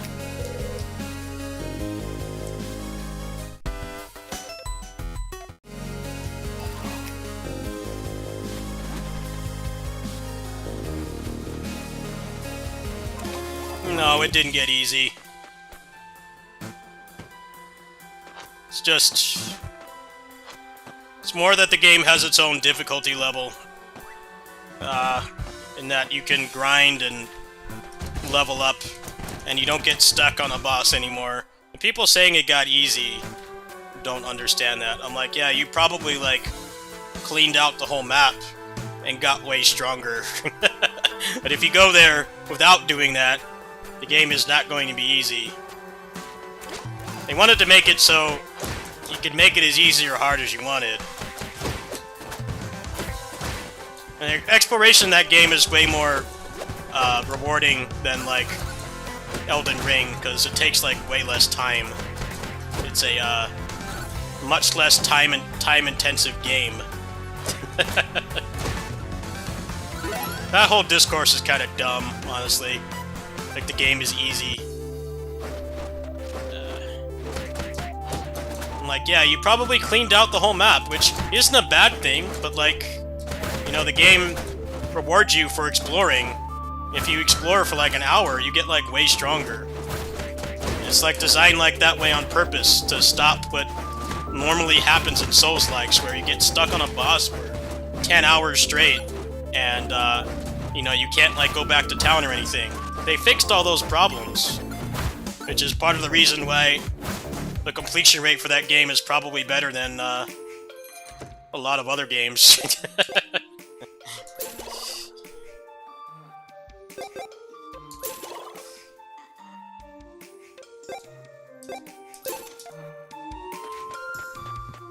DFO Classic, yeah, there were a bunch of articles about that, but I don't know if it's actually true.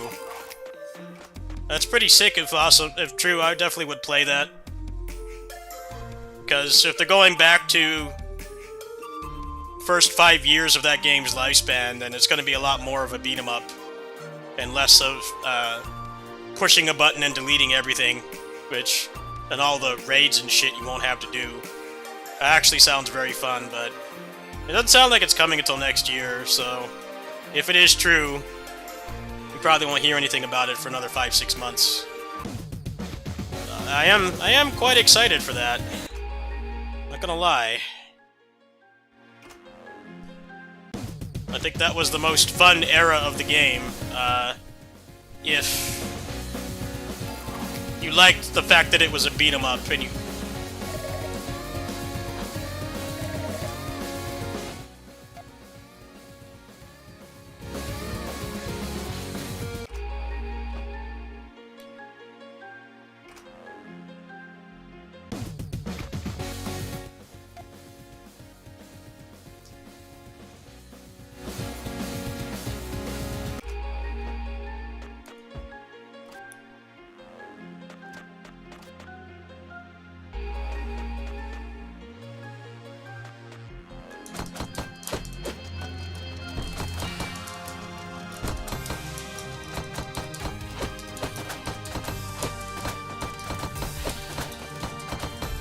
I mean, Closers is still up, Cack Attack.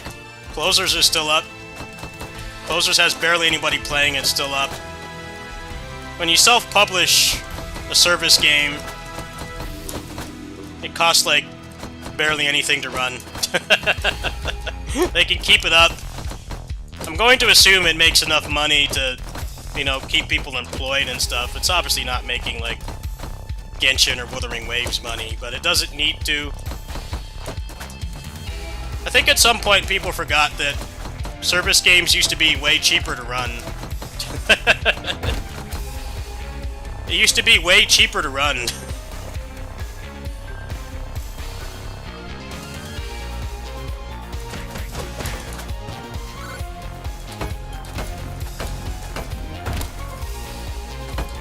That's how, like, Aethergazer can survive on, like, 400k a month. And people keep saying it's not making money. I'm like, well, you're looking at it from, you know, a AAA gacha. If Wuthering Waves or Genshin were making like 400k a month, they'd be dead by now. But that's not the case. It doesn't take that much money. That's one of the reasons why they went self-published, because Nexon greatly fucked up DFO, like beyond repair. So you don't have to answer to Nexon, even though they are still the parent company, but they're not going through another branch.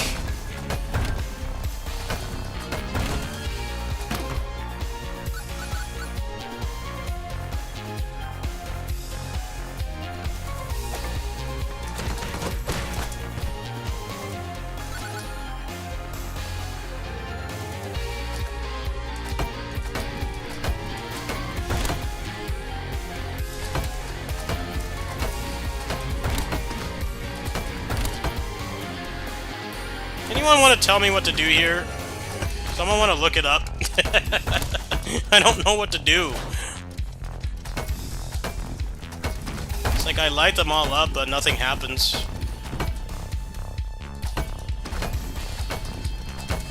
To fight a boss, not solve puzzles.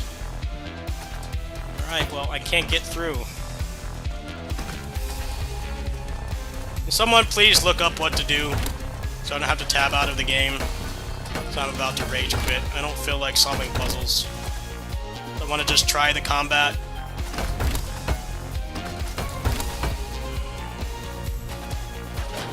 Alright, well, I light up all the lights and nothing happens.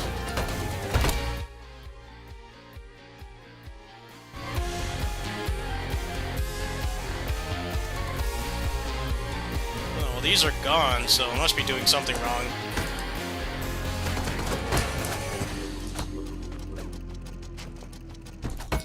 Bushiden being finished. I'll believe it when I see it. I'll believe it when I see it. That game's been vaporware forever. It's also like a Metroidvania, which pisses me off. I don't know if that game has enough lasting power to be a good game like that. Probably the same problem as Shinobi, like, perfectly fine game, but probably going to overstay its welcome.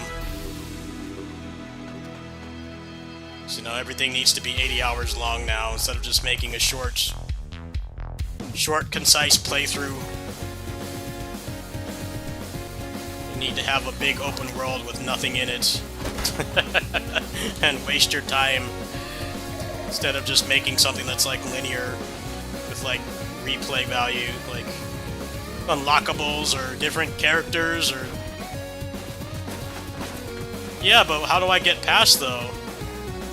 What is it I'm supposed to do to get past? It won't let me go through.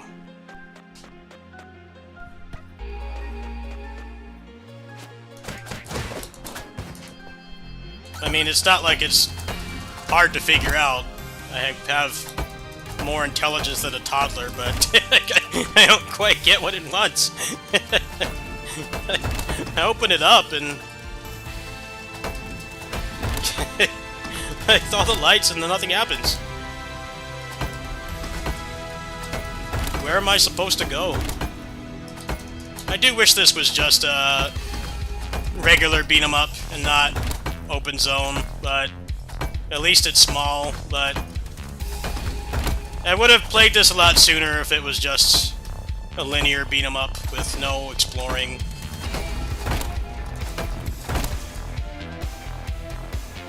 Right, well, it doesn't let me go through.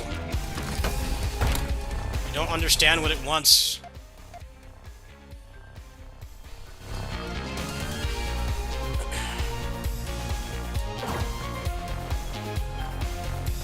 I mean, yeah, it's not exactly complicated. Nothing's happening. Here, look up Quest 3. Look up Quest 3 and let me know what to do. Just go ahead and tell me.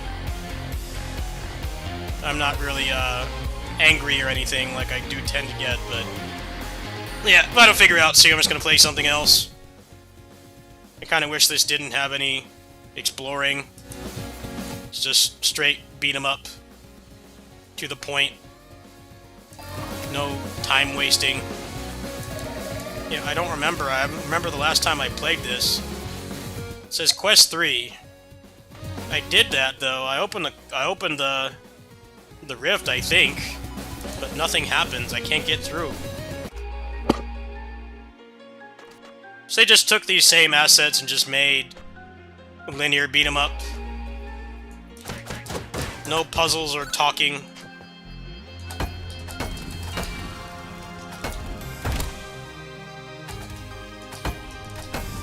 Alright, I'll wait for you guys to look it up, because I'm starting to get annoyed.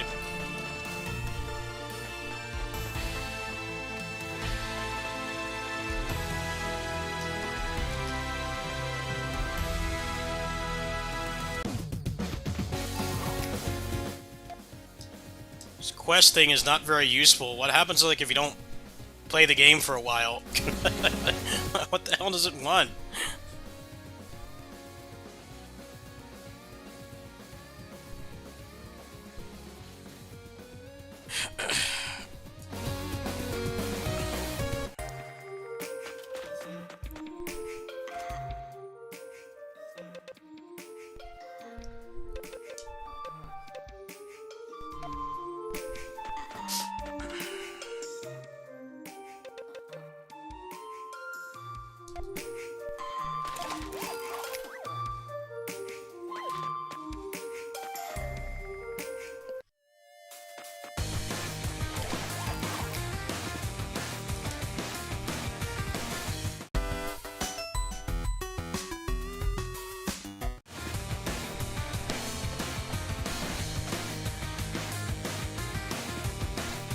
Okay, well then, can you tell me what to do before I Alt F4 and play something else or go to bed?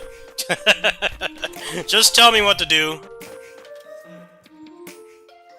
I don't feel like looking up a video because so many of them waste time with clickbait and don't just tell me what to do. I'm on Quest 3. You guys want to look that up, be my guest. I'm not really wanting to do puzzles and shit. I just want to fight. Yeah, but I've done it like 30 times, and nothing happens. All the lights light up and then nothing happens.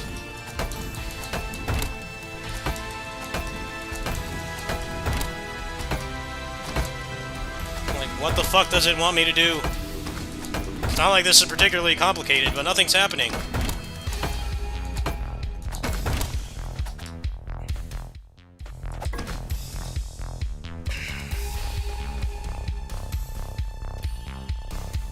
It's like they made the combat better, but I would have liked it to just stay a linear beat 'em up. Let me see what it wants me to do. This is dumb. Hate exploring. Just want to fight normally.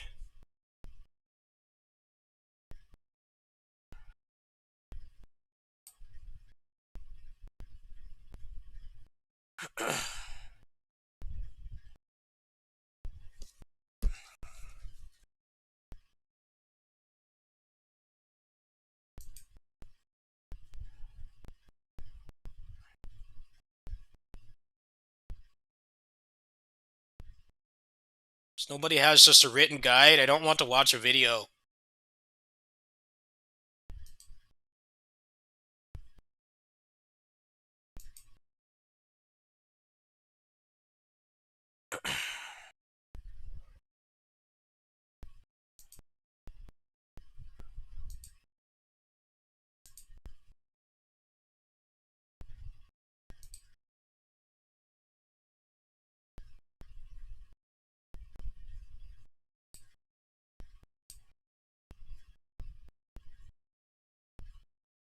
Nobody has one that's not a video.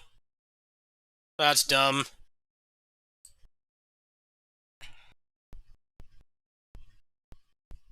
I think I found one. Hold on.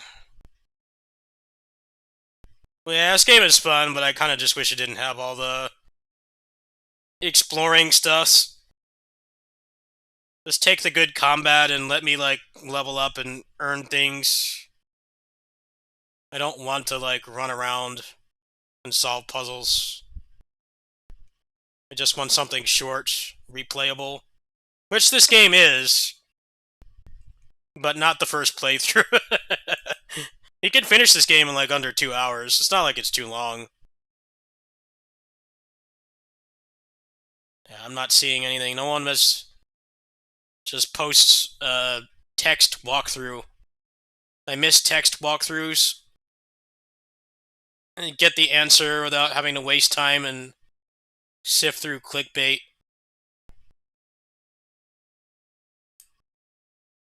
I've done that 1,000 times. What are you talking about? I go through it and then I do that puzzle and nothing happens. Does nobody have the answer? Nobody has the answers. It's not a video.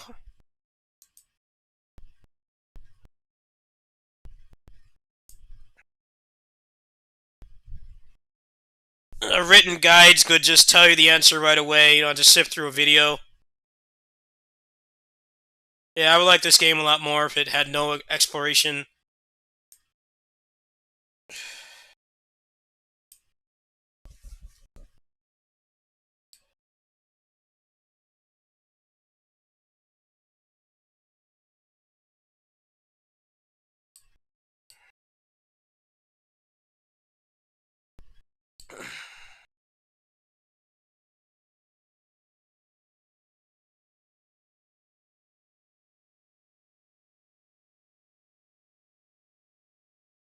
This game actually was, like, really buggy at launch.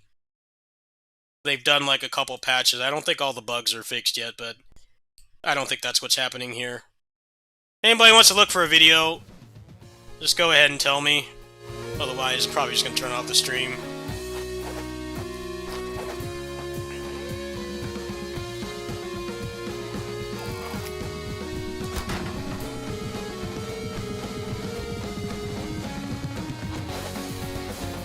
Need more good.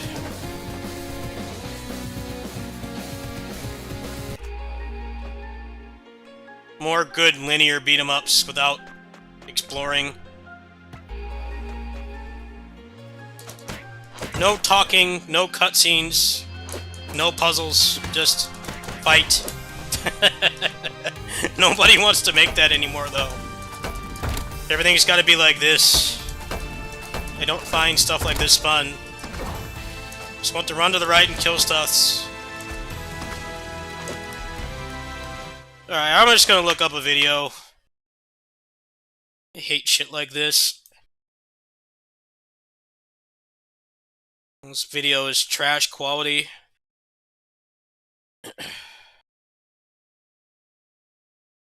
must be missing something. Oh, this guy's dicking around and takes too long. Just show me the answer.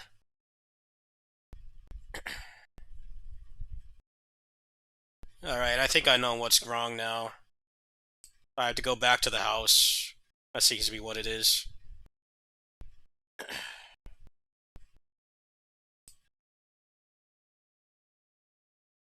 Alright, I see what to do now. Yeah, text guides are underrated. GameFAQs was, underrated.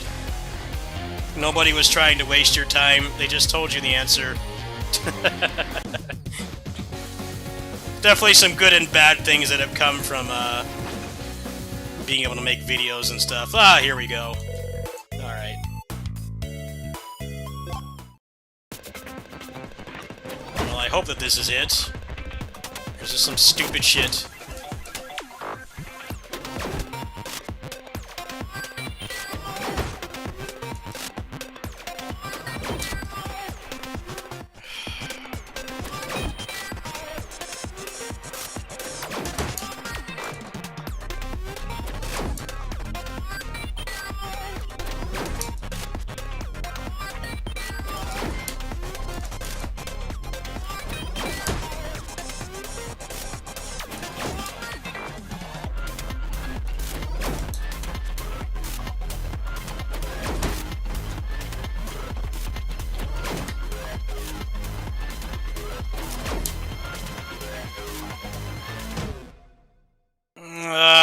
Can I just fight?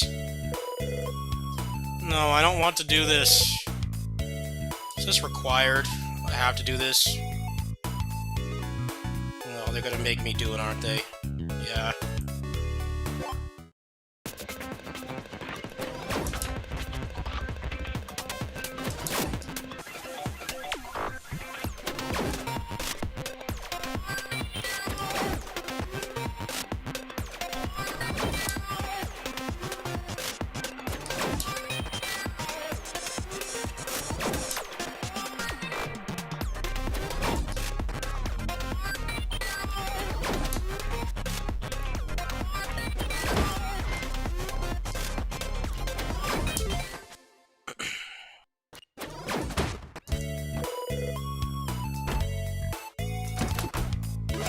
That doesn't even give anything. What was the point? Where's the answer? This game is kind of boring.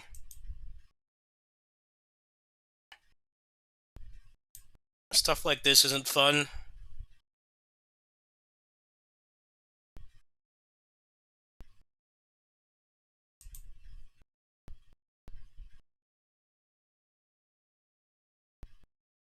So it seems like I did most of this.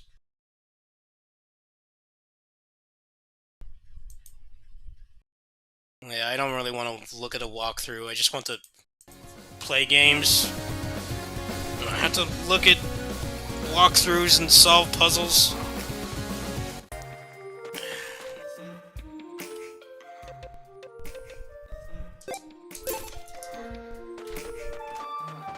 Maybe they'll just make an arcade mode for this. Just let me level up and get upgrades. Skip all the walking.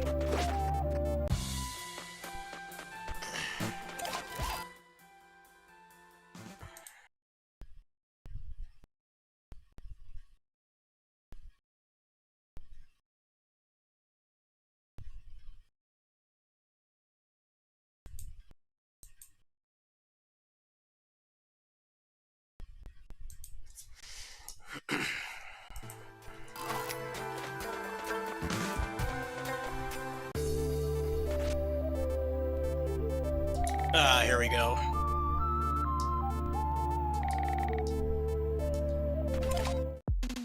Something actually going to happen now? Or more walking?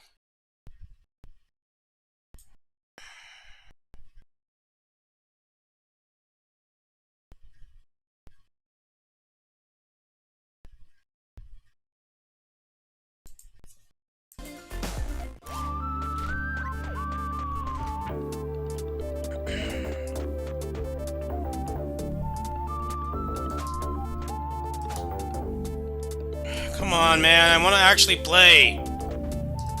Boring shit like this.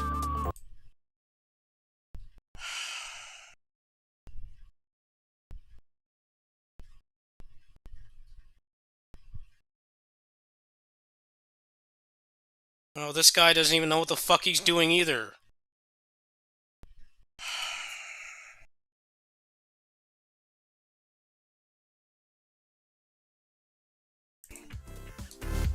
I don't want to do this. I'm not having fun. There's no gameplay, just walking.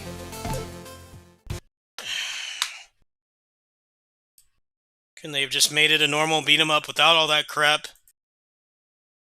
Barely get to fight anything, he's just walking around. It's like they made the gameplay better, but then they had to make it all walking around, and you barely fight anything.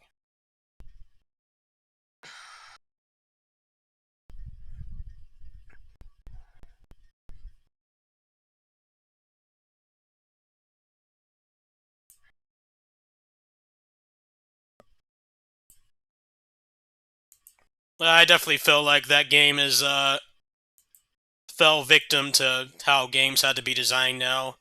You can't just put out a beat 'em up that you can finish in like 90 minutes. There always has to be like some kind of grind or exploring. I'm like, I do not want that. I just want to fight. I want an arcade beat 'em up. I wish the arcades weren't dead. These games did not waste your time.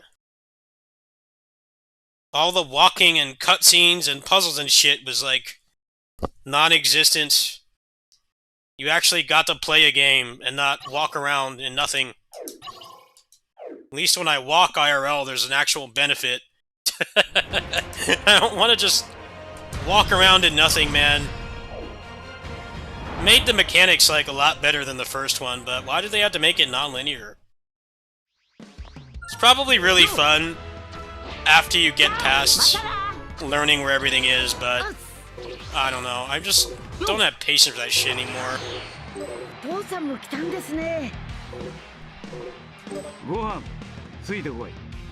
I don't know when the next actual good beat 'em up is going to be.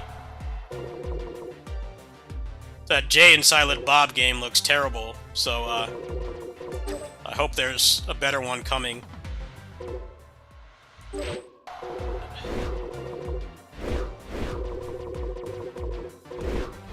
Ah, here we go. Hell yeah. Yes. You got Hayato? Got Shocker Rider. That's pretty cool. I got Gavan as well. Ah, there's Hongo.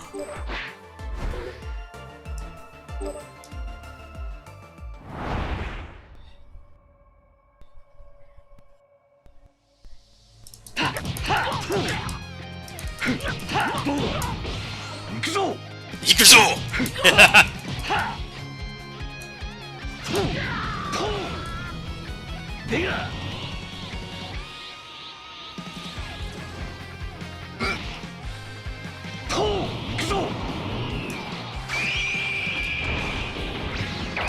Yes! I already feel better actually playing something where shit actually happens instead of walking around in nothing and solving boring puzzles. Get out of here with that shit. Yes!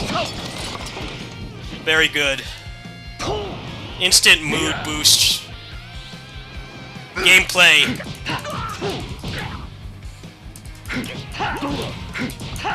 Instead of walking around in the city and nothing happens.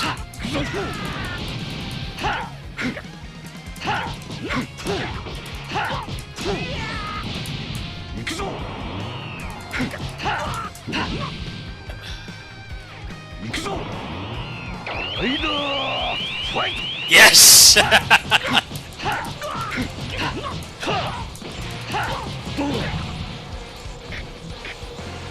Double rider kick? Are you kidding me? Yes. Aw, didn't work. I don't have Super Saiyan Infinity.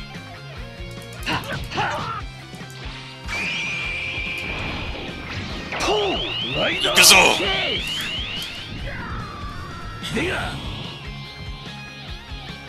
This is why games with gameplay are the best. They're fun instantly. Not with, like, walking around and shit. Scott Pilgrim game seems kind of mixed, actually. Some people really like it. Yes! Imana! Yeah! Incredible.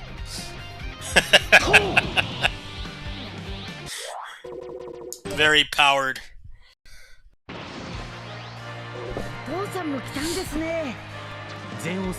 I'm definitely getting better at stopping like playing games when I get frustrated. Scott Pilgrim EX is a good game, but you gotta be ready to like follow a walkthrough or just kind of walk around and nothing. It's definitely better than Cosmic Invasion. That game was trash. There's like nothing good about that game except the way that it looked. Gameplay was garbage. Gameplay in Scott Pilgrim's a lot better. The bosses like actually take hits done. But yeah, I don't know why they had to make it a why they had to make it an open zone game. Yeah, I don't really like it that much. I could tell that I was getting frustrated, so I'm glad I hopped off it. Well, maybe they'll make an arcade mode and just like let you get upgrades and shit. That would be more fun. And the aimless wandering. Well, maybe somebody will mod it. I only paid like 20 bucks for it. It's not like it was insanely expensive, but yeah, I'm not really feeling it.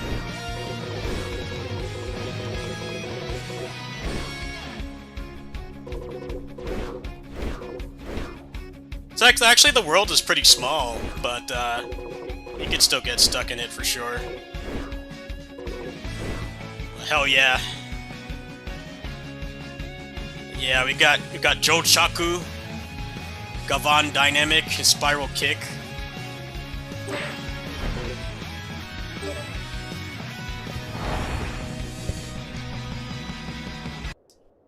Jochak! 宇宙刑事 Gyaban! ギャバン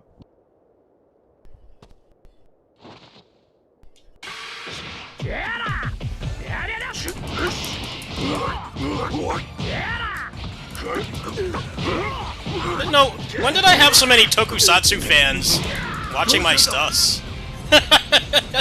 Why are there so many people that like Toku that watch me? There like aren't that many Toku games that even exist. It's really strange to me. Is it just like coincidence or what? I mean, I guess I've played most of the Kamen Rider games and everything, but it's interesting when I play stuff like this and people actually know who the characters are. I don't like wonder like what's this weird Japanese Power Ranger? You guys like actually know the name. It's still a little strange to me. But I guess like most of the tokusatsu channels don't really play the games that much. They're more focused on like news and like episode reviews and stuff. Ironically, this is a lot easier to record than doing that stuff. What do you mean by a bunch of mechanics that you never need to use? I haven't played it that much. I mean, it's better than the first one, but it definitely felt like they got told to not make a linear beat-em-up and to not make it too sweaty. It definitely feels that way. Like, look, these beat-em-ups aren't selling anymore. You know, you gotta make it an open zone. It's like, well, the open zone isn't particularly interesting. Also the fact that, like, leveling up doesn't really improve your moveset anymore. They give you the full moveset at the start. It's kind of whack, too. But I definitely enjoy it more than Cosmic Invasion. I forced myself to play Cosmic Invasion. And,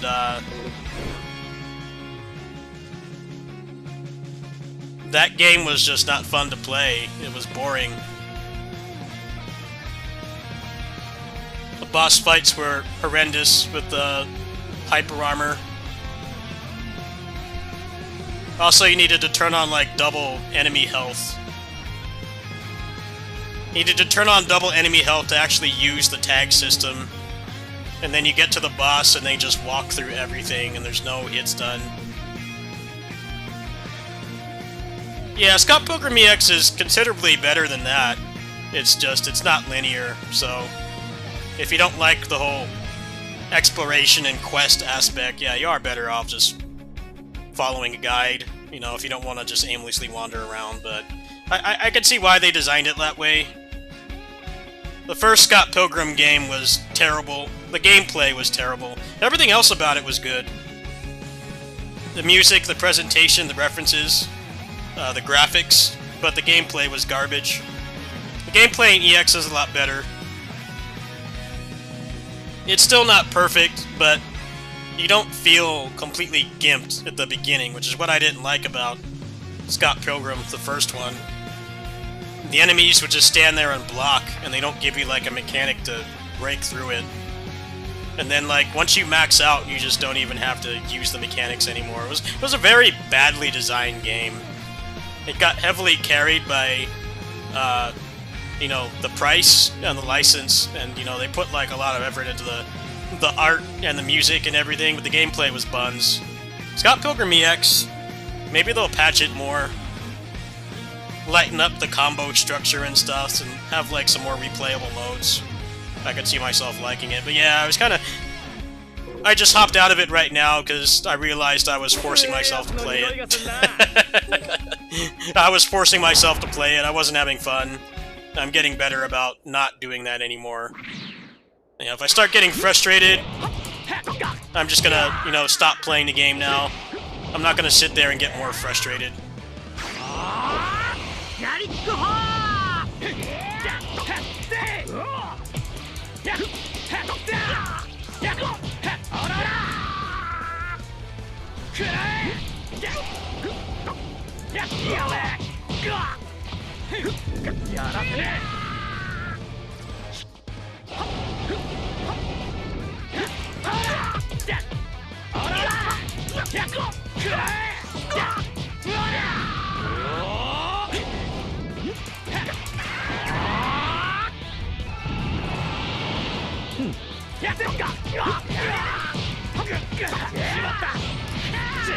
I don't know how to play this, I gotta practice.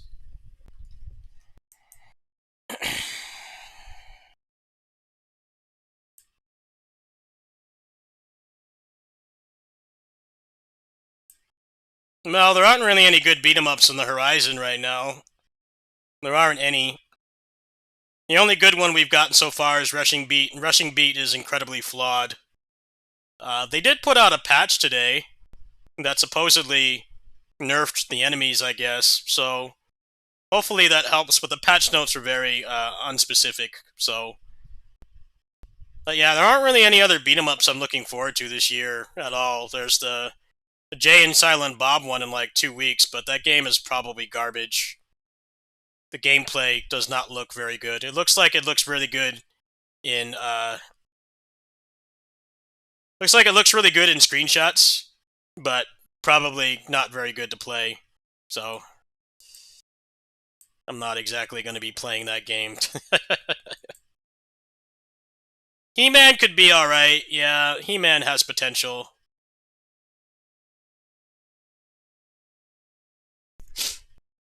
He-Man has potential for sure.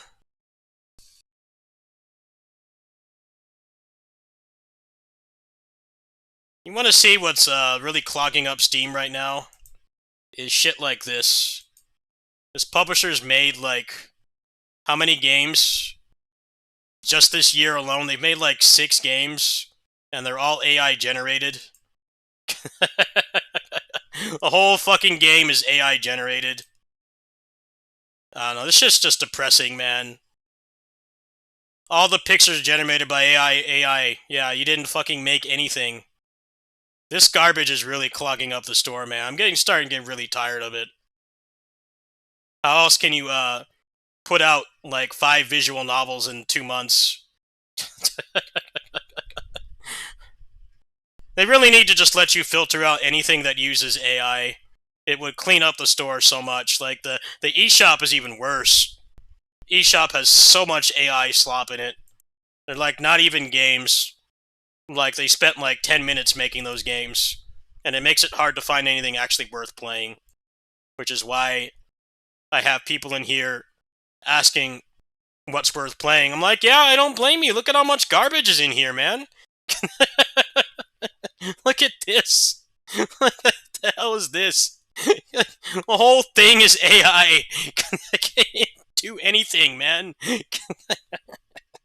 Thanks for ruining lakes and making RAM like triple in price for garbage like this. Kindly fuck off. Shit's so mind-numbing, man. I can't stand it. Steam really needs to look on actually doing curation again. The game is like mostly AI generated. They should not be able to put it on the store. Nobody's buying that shit either. Look at this one. Look at this one. This game got so much flack for the developers being very proud that they made the whole thing with AI. And then look, it's got like 30 Steam reviews. No one bought it. No one wants to buy stuff like this. It just wastes time. Since the game is made using AI, iterate on changes and add new content really quickly. No shit, Sherlock. Look at this, man. It looks terrible. There's like 1,000 other games like this. At least they're made by humans. Like, I'd rather support that instead of this.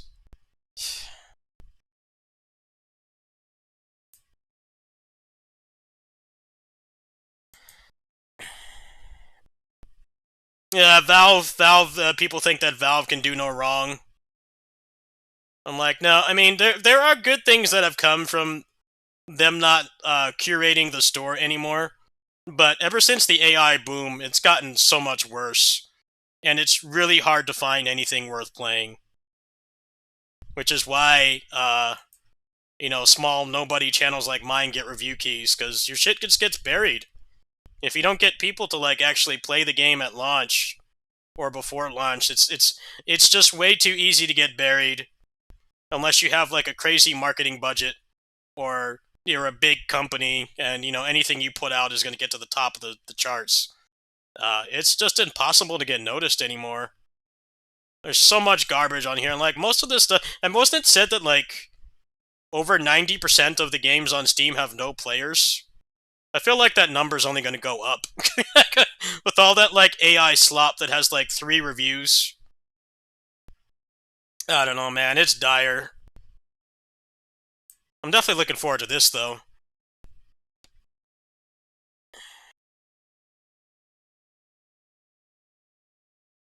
An actual good game in a sea of garbage. Actually something worth playing. It's also verified, too, so when I do kitty sitting streams, we're definitely going to hit that up. Alright, let's see if I feel like doing something else that's not going to tilt me. I don't really want to be doing any kind of exploring right now. I just want to just play something.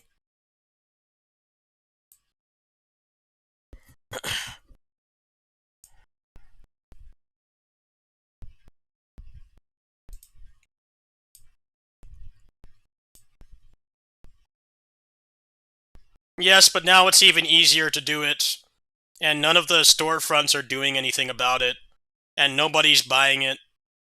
It's tripling the price of computer components, and nobody's fucking buying that shit. And all it's doing is it's making it hard to find anything actually worth playing.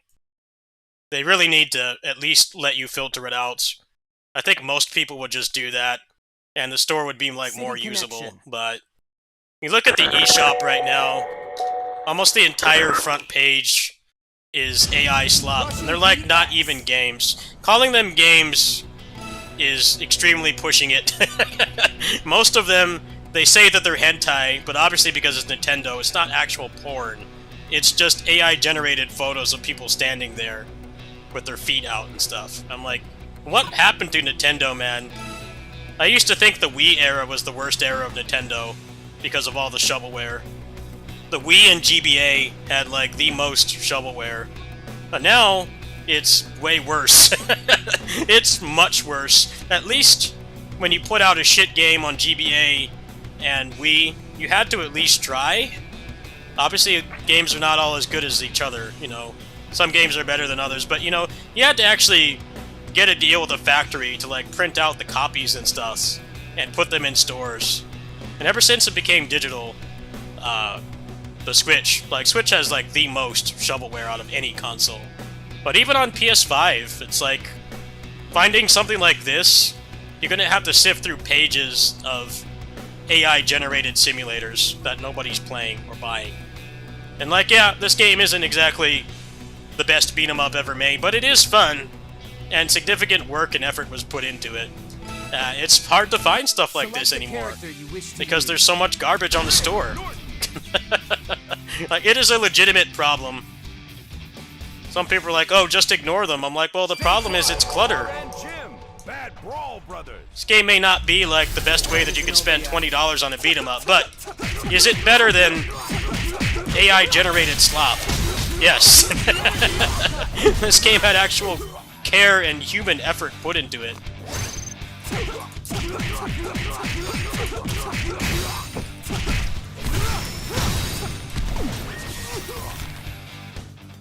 Prepare to face the consequences of your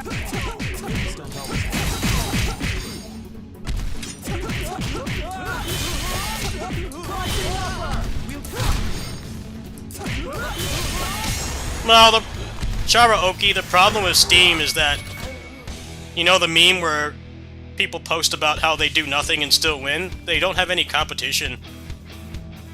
The Epic Game Store is garbage. The functionality of it is way worse. There are less games. And even if you buy anything on there, you end up just running it in Steam anyway. Because Steam has a lot of features that make playing it more convenient. You know, the fact that you can change the controls through Steam itself. The fact that you can, like, organize it in a list and stuff. You know, the fact that it has better Steam Deck compatibility. Epic doesn't even try. You know, they basically just piggyback on Fortnite and the free games. Most of the free games aren't that great. They're on there for a reason, because they didn't sell. And they don't put any effort into, like, actually making their storefront better, so that people actually want to use it. You know, GOG is nice and all, but, you know, if you want to play, like, an actual new game, even something like this, that is not, like, a AAA, you know, $80 game, is not on there. There's nothing inherently wrong with GOG. It's just, if you want to play new games, the selection on GOG is incredibly limited. So, it really just comes down to until peace arrives. People glaze Steam and Valve too much because the competition doesn't give a shit about giving them an actual, making them have to put effort in. Like, nobody's gonna miss all those AI-generated games if they're gone. Nobody's buying them. Have you seen the concurrent player base of those games? Most of the time it's like 3 players at best. Like, they're not making any money. It's just clutter.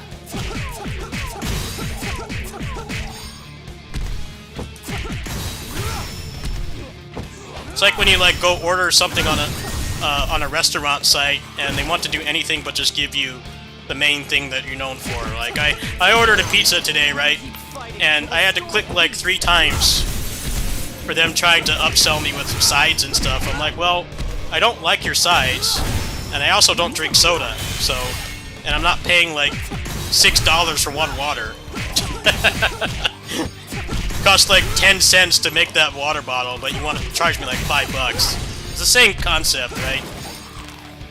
Like, people are looking for like actual games to play of various types and sizes, not AI-generated simulators that are all the same. It's a definite problem, and nobody has the balls to... None of the storefronts have the balls to actually do something about it. So, like, look, either you can't put these games on here anymore, or we're going to give people a option to filter them out, so that the store is actually usable. The eShop minimum needs some kind of AI-generated content disclosure. And just let people filter them out. It would make it far more usable. But, nobody wants to do that. They get people complaining that it's gatekeeping. I'm like, those people aren't making anything of value. There's plenty of shit games out there that still had, like, actual human effort put into them. They have more value than that. At least it was made by somebody, at least trying. Not, I'm going to generate every single image in the game and the music and the box art. Like, barely anything was human-made. Some people will try to justify that those people have the right to make the game. I'm like, well, nobody's buying it, and no effort was put into it. I mean, does it really need to exist? It's not like I'm saying bad games don't have a right to exist. Some bad games are actually really fun. They're fun in a charming and funny way, but stuff like that has no value. So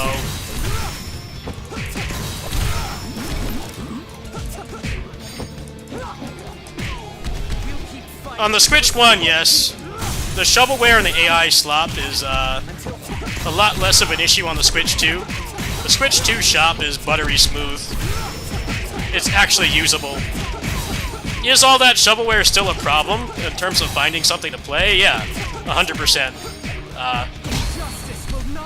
They actually put significant effort into the Switch 2 UI to make it, like, a lot faster. So yeah, you still have to sift through a bunch of AI-generated hentai and simulators and stuff, but at least it's not slow. I definitely agree with you, though. You're not wrong. And that's, like, part of the problem, is, like, a lot of people haven't upgraded to the Switch 2 yet. And there's still good games coming out for the Switch 1. It's still got significant, you know, good indie games and stuff coming out, and it's just so much harder to find it, because the store itself is shitty. And then there's, like, the amount of AI-generated shovelware compared to, like, Unity asset flips compared to, like, something like this, which may not be, like, something a lot of people want to play, but still, like, it's worth the money. It was made by humans. It's like a 30-to-1 ratio. Even games like this that are, like, low budget, but, like, still worth playing and had effort into them, like, it's like a 50-to-1 ratio now. It's really messed up.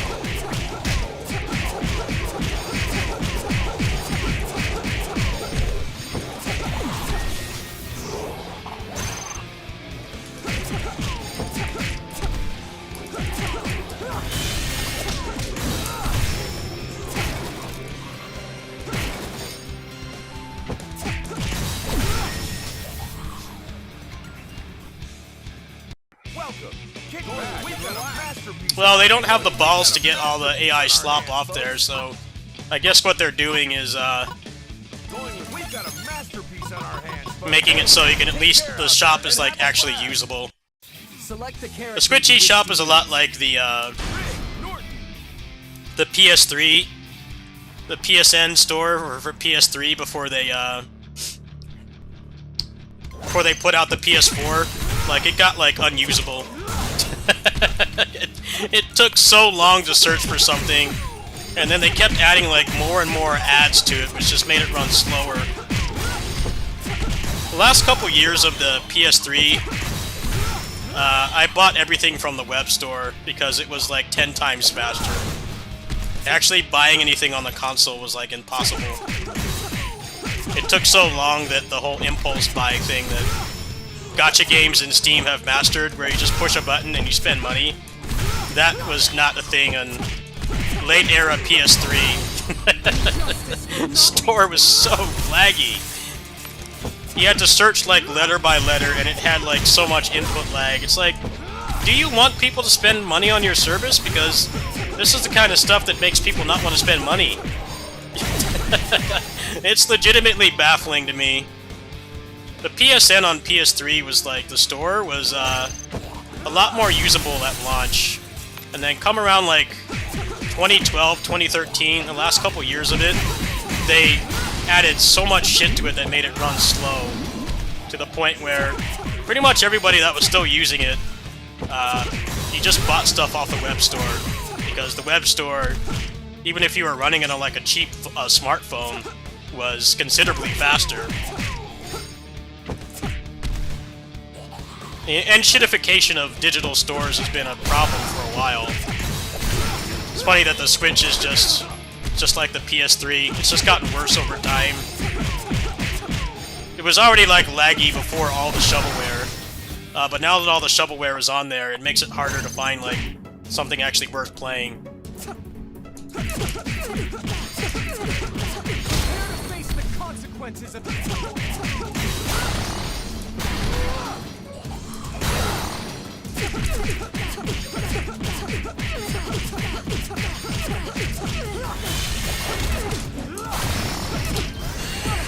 Oh, hell yeah!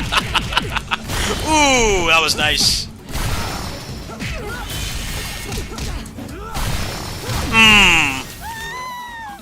Good stuff right there.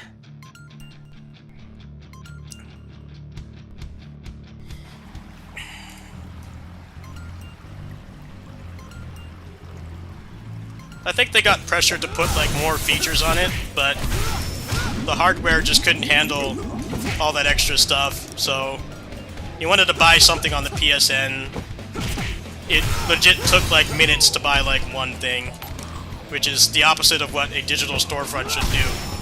It's supposed to be more convenient than physically going to the store, driving, walking, taking the bus or train, and going to GameStop.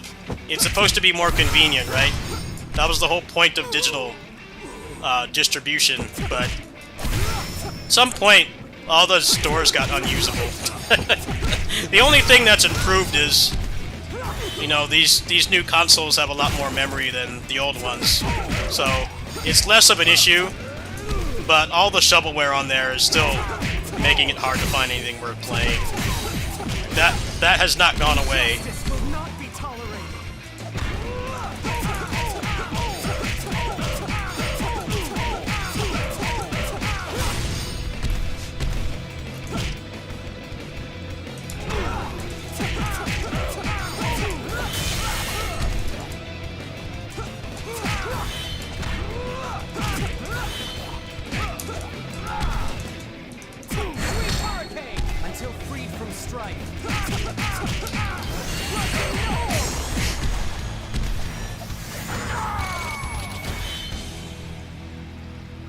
The 360 store was like that too. The 360, towards the end of its lifespan, when the X-Bone came out, they added like ads for movies and shit to it, and that became unusable as well. The best version of the Xbox 360 store was the first one. But then I guess they got pressure to put more ads on it, and of course the ads made it run like way slower, and you couldn't turn them off. Even if you paid for Xbox Gold, the ads were still there, and the hardware wasn't really designed to have like constantly replaying and downloading ads constantly, so it became unusable as well. Personally, if I pay for a service, the premium tier of a service, I should not be having any ads at all. But companies figured out how much people hate ads, so they charge you more now to get rid of the ads. Netflix has raised their price like 6 times in the past 2 years. And you gotta pay even more to get rid of the annoying ads. That's why I always tell people, look, if you want to block ads on my content, yeah, I'm not a big capitalist company with millions of dollars, but I get it, man. If you want to block the ads, I'm not gonna hate you for it. If you feel bad about it, you know, send me a couple bucks a year. I'm not talking about, like, enough to buy a car. A couple bucks. If you feel that bad about blocking ads. I'm not exactly going to tell anybody they're wrong for blocking ads on my content. Yeah, it hurts me, but the channel barely makes any money anyway, so... If they annoy you, just block them. Period. You're not gonna get in trouble for admitting that. You send me like $3 a year, you're good as far as I'm concerned. Internet has become unusable without blocking ads, or paying for the ads to be removed. You ever tried to go on Fandom without an ad blocker? That site is unusable. It's like 90% ads.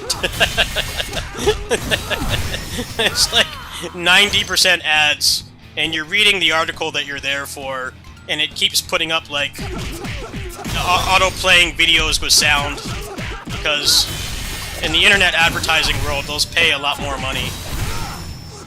But they're like unusable, and then if you're on like a low-power device, they lag your device so that you can barely use it.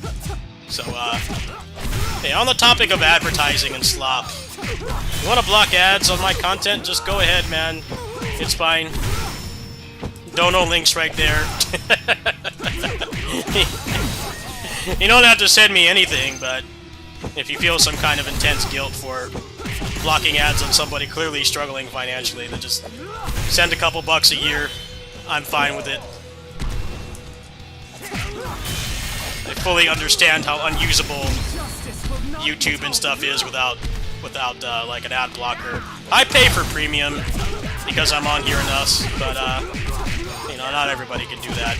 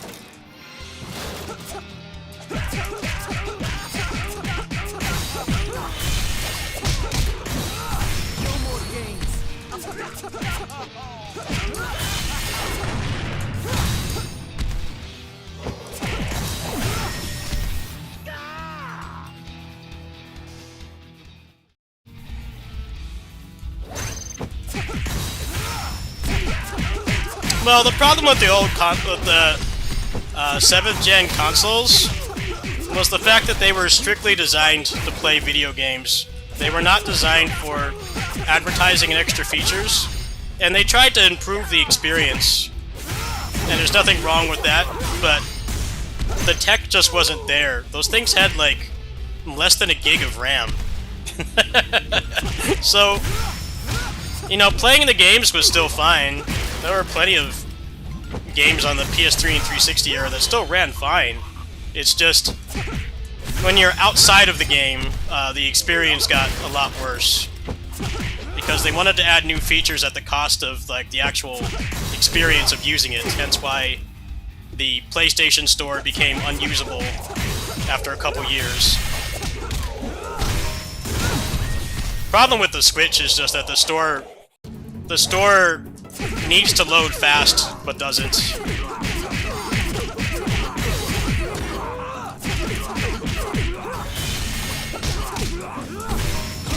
Face the consequences.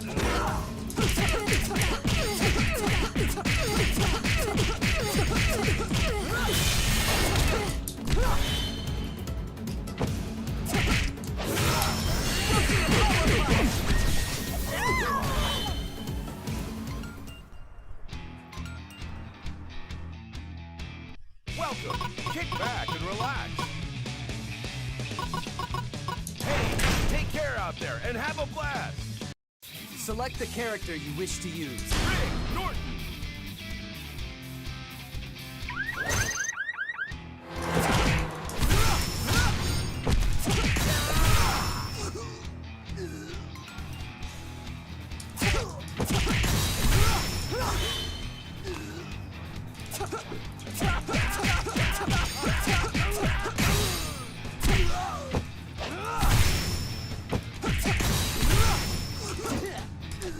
Yeah, the fat PS3 didn't have a good lifespan. I had one that I got the yellow light like 3 times, and I spent like hundreds of dollars to repair it.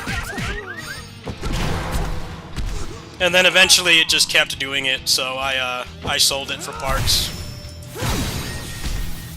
It definitely was better than the stock 360 before the revision came out, you know, because they lost that lawsuit for knowingly selling hardware that doesn't work. But there just came a point in time where fat PS3s all just started dropping like flies. Like they had some kind of genetic virus or something. Like, you just couldn't keep those things running anywhere near as long as like a PS2. It was nice to have the backwards compatibility, but the other models were definitely a lot more usable. The only good thing about the fat one was the backwards compatibility, but also by the time that the PS4 came out, PS2 emulation got pretty solid, as long as you were on a gaming PC. So that stopped being much of an advantage. Kind of felt like you wanted to play PS3 games, it was better to get one of the Slim or the Super Slim. I upgraded to a Slim at the end of its lifespan, and that was a good decision. Because that fat one was just a money pit. I was spending a lot of money to keep it going, keep it running, and just crapped out for no reason.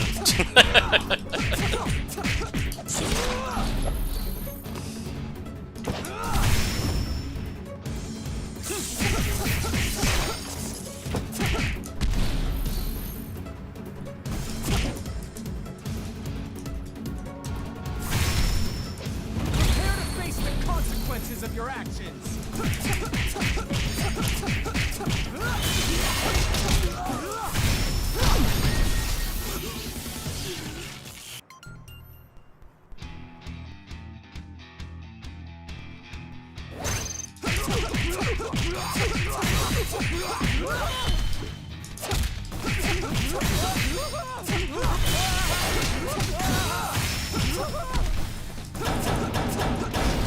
There isn't really any reason to actually have a PS3 anymore, unless you're doing like really niche stuff like competing in like a speed run or something, where they don't really allow emulators. There's no reason to really use a PS3 anymore. If you have a gaming PC, even a Steam Deck can run like most PS3 games like almost perfectly.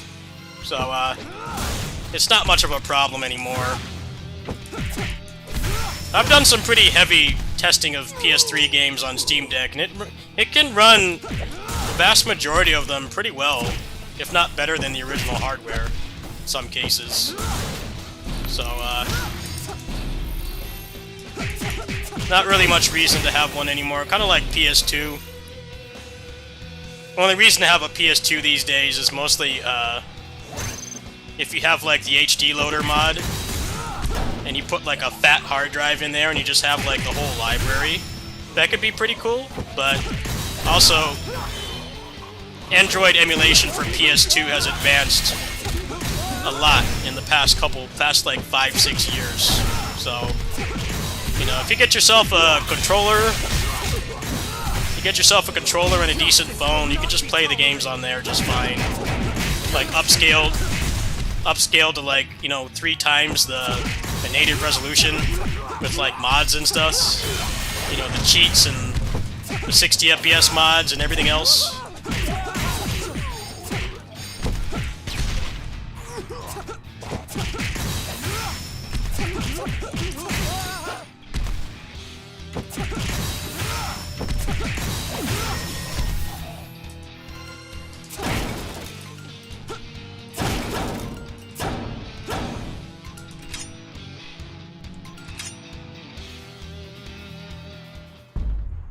Steam Deck runs every PS2 game perfectly, by the way, and you can even upscale to like 1080p without any performance loss. So, kind of past the need to have like old hardware at this point, unless you're doing super niche stuff like, you know, competing for like world records on speedruns or something. That's like the only real use for it anymore, if you ask me. The emulation's got to the point, and also like low-end hardware like phones and Steam Deck and stuff can like still run those games perfectly.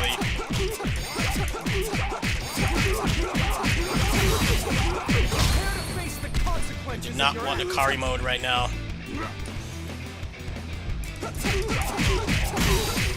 Fuck.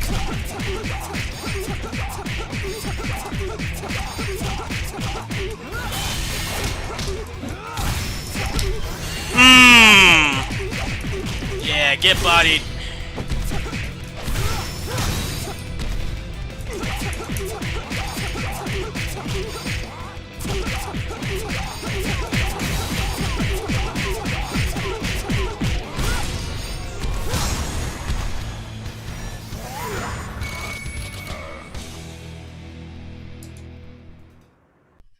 Welcome.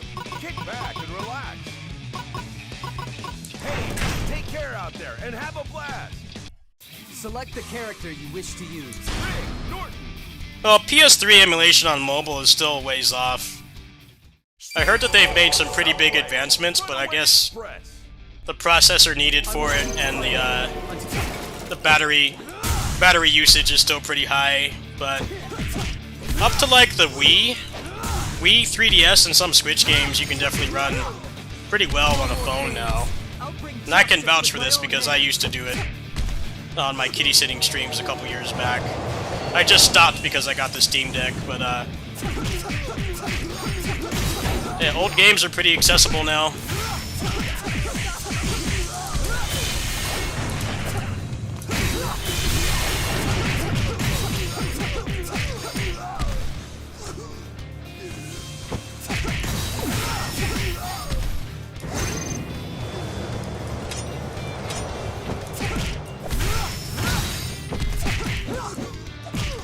We'll keep fighting to restore.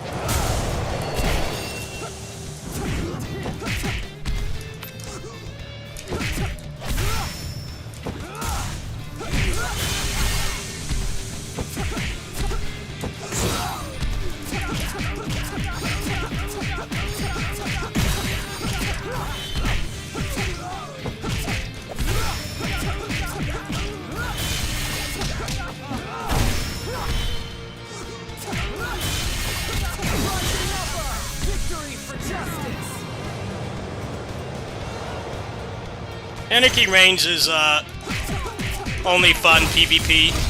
The single player was not great because the mechanics were designed around the competitive modes, so you can't like cancel anything. I actually never even played the single player in that. I played that game pretty hardcore for a couple months. They did not at all design it for like single player. You get swarmed by enemies and you expect to be able to cancel because it's a platinum action game, but you can't. Because their main focus was the co-op. Not the co-op, but the multiplayer. Which already got killed because they gave us that game like a year late. So all the Japanese players were gone. PS3 was well on its way out by that point.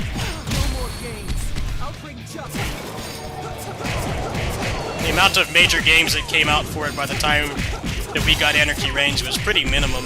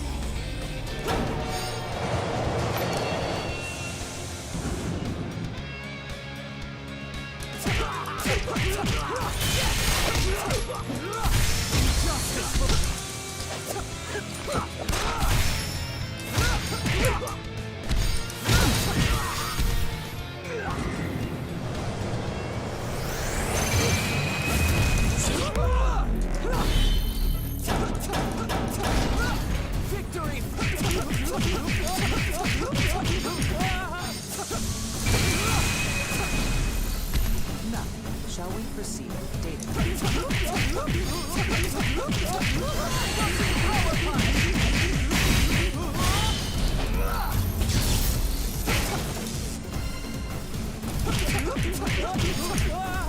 Hurricane until.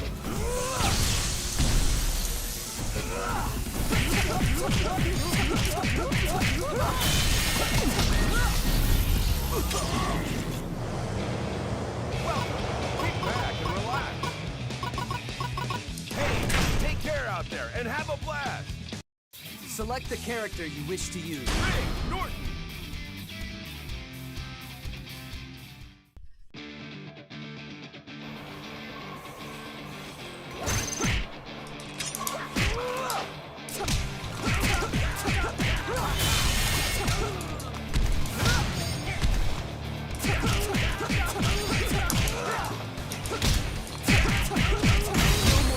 Okay, so what I notice here is these guys got nerfed. Their attack is slower, and also it's not armored anymore. Their patch notes are incredibly lazy and not specific, but I notice that they're not armored anymore. So if you actually are able to put out a hitbox that doesn't collide with theirs in a way that you get damaged, you will beat them. Whereas before, it came out like instantly, and you couldn't stop it. So that's a pretty good change. I noticed the guys, the agent guys, also are not armored anymore when they do their rider kick. It still does damage, but you can actually stop it now. Those are pretty good nerfs. I think the damage they do is a little bit too high still, but at least you can actually do something about it. Instead of have a bunch of them come at you with armor, and unless you have a melee weapon, you can't stop it. About to make a video about this. Got like one more video I want to do for this, so I'll do the little patch video, and then show people some of the tech.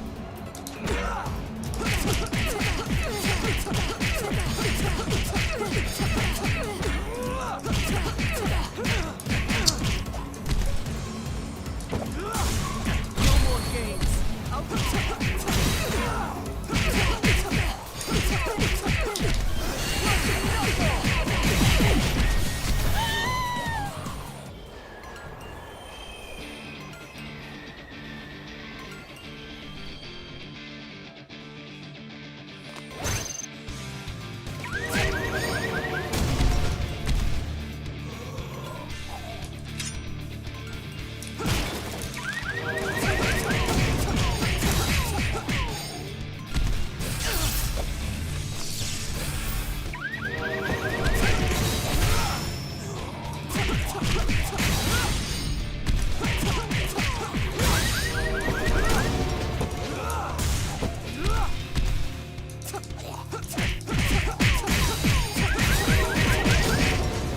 to face the consequences of your actions.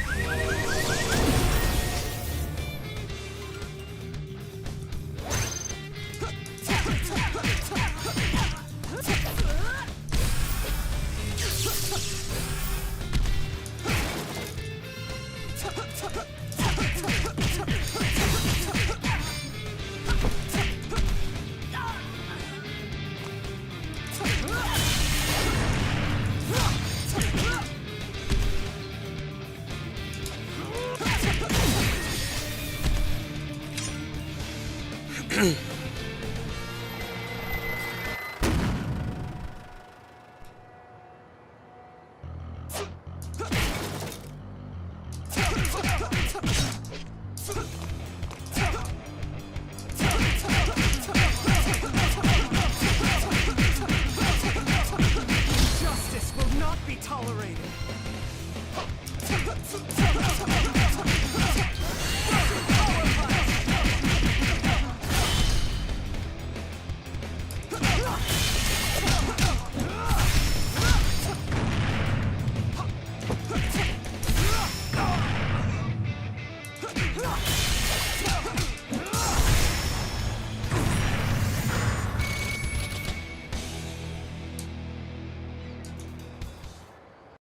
Welcome. Kick back and relax.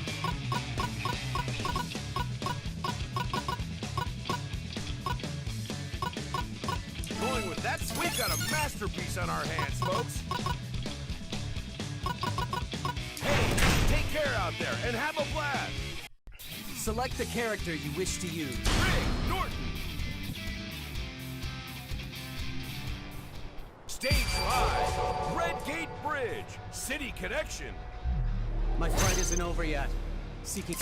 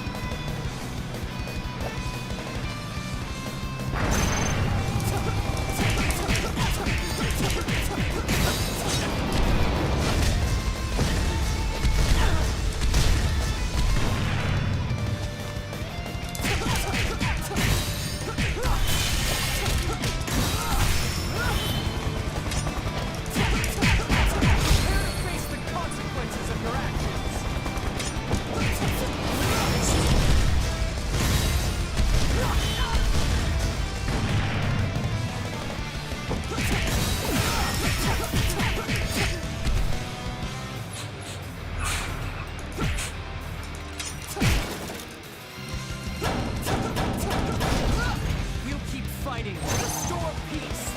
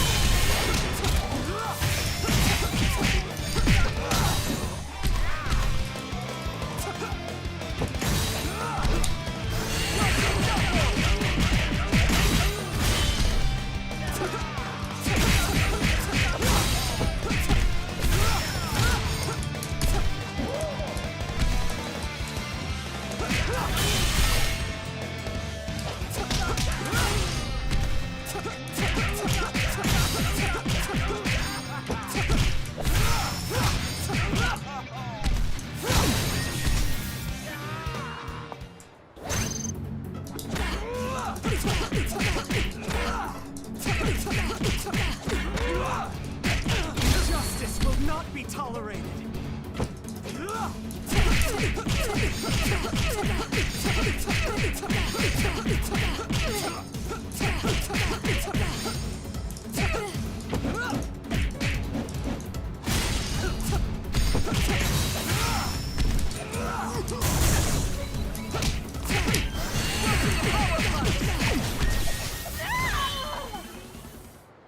Welcome. Kick back and relax.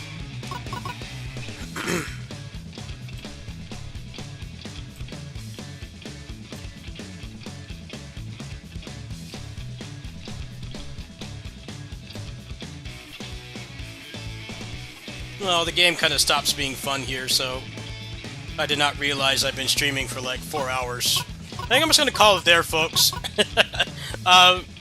Actually, playing this right now was really good, because I figured out what it is that they nerfed. And their patch notes are incredibly half-assed and don't explain anything, but like basically, it seems like almost all the super armor was removed off some of the elite enemies, which is actually a big improvement, because they want you to use the weapons to use it. The problem is, the only weapons you can really use to do that are the melee ones, and when you're in the heat of the moment, you can't check which one you have. If you throw a grenade, I mean, you're pretty much dead. So I think that that's a big improvement. The fact that it's only on easy and normal is really dumb, because those attacks already do like a lot of damage as it is. I didn't feel like the armor was ever necessary. You can't really convert. You can't do like fighting game conversions in Rushing Beat X like you can in Streets 4, where you know you can anti-air somebody and then get a full combo. So the fact that they only did it on easy and normal is really dumb. It should be like universal. The game is already too long as it is, and the final boss is trash, so I never want to play on anything above normal. But yeah, a step in the right direction. They are listening. They mostly just need to like fix the final boss and like maybe make it so that there's a more replayable mode. Some of the characters are clearly better than others. The unlockables aren't particularly interesting, but yeah, that's a pretty good patch, I'd say. I don't know why they couldn't just say that they got rid of the armor. How hard is it to type a sentence and tell people that, instead of saying you made an adjustment? I mean, I found it out in 20 minutes of playing casually. How hard is it to write more specific patch notes? It's pretty dumb. Anyway, I'll see you guys later today. I don't quite know what my schedule is today, but we'll probably play some more gachas, Rushing Beats. Probably not more Scott Pilgrim. Gigabash Cinderia. I haven't checked out the Shinobi DLC yet. Kajutsu Rider, if it gets a patch, we'll check it out. Right now, I'm kind of waiting. I'll see you guys later. Thanks for watching. See you later.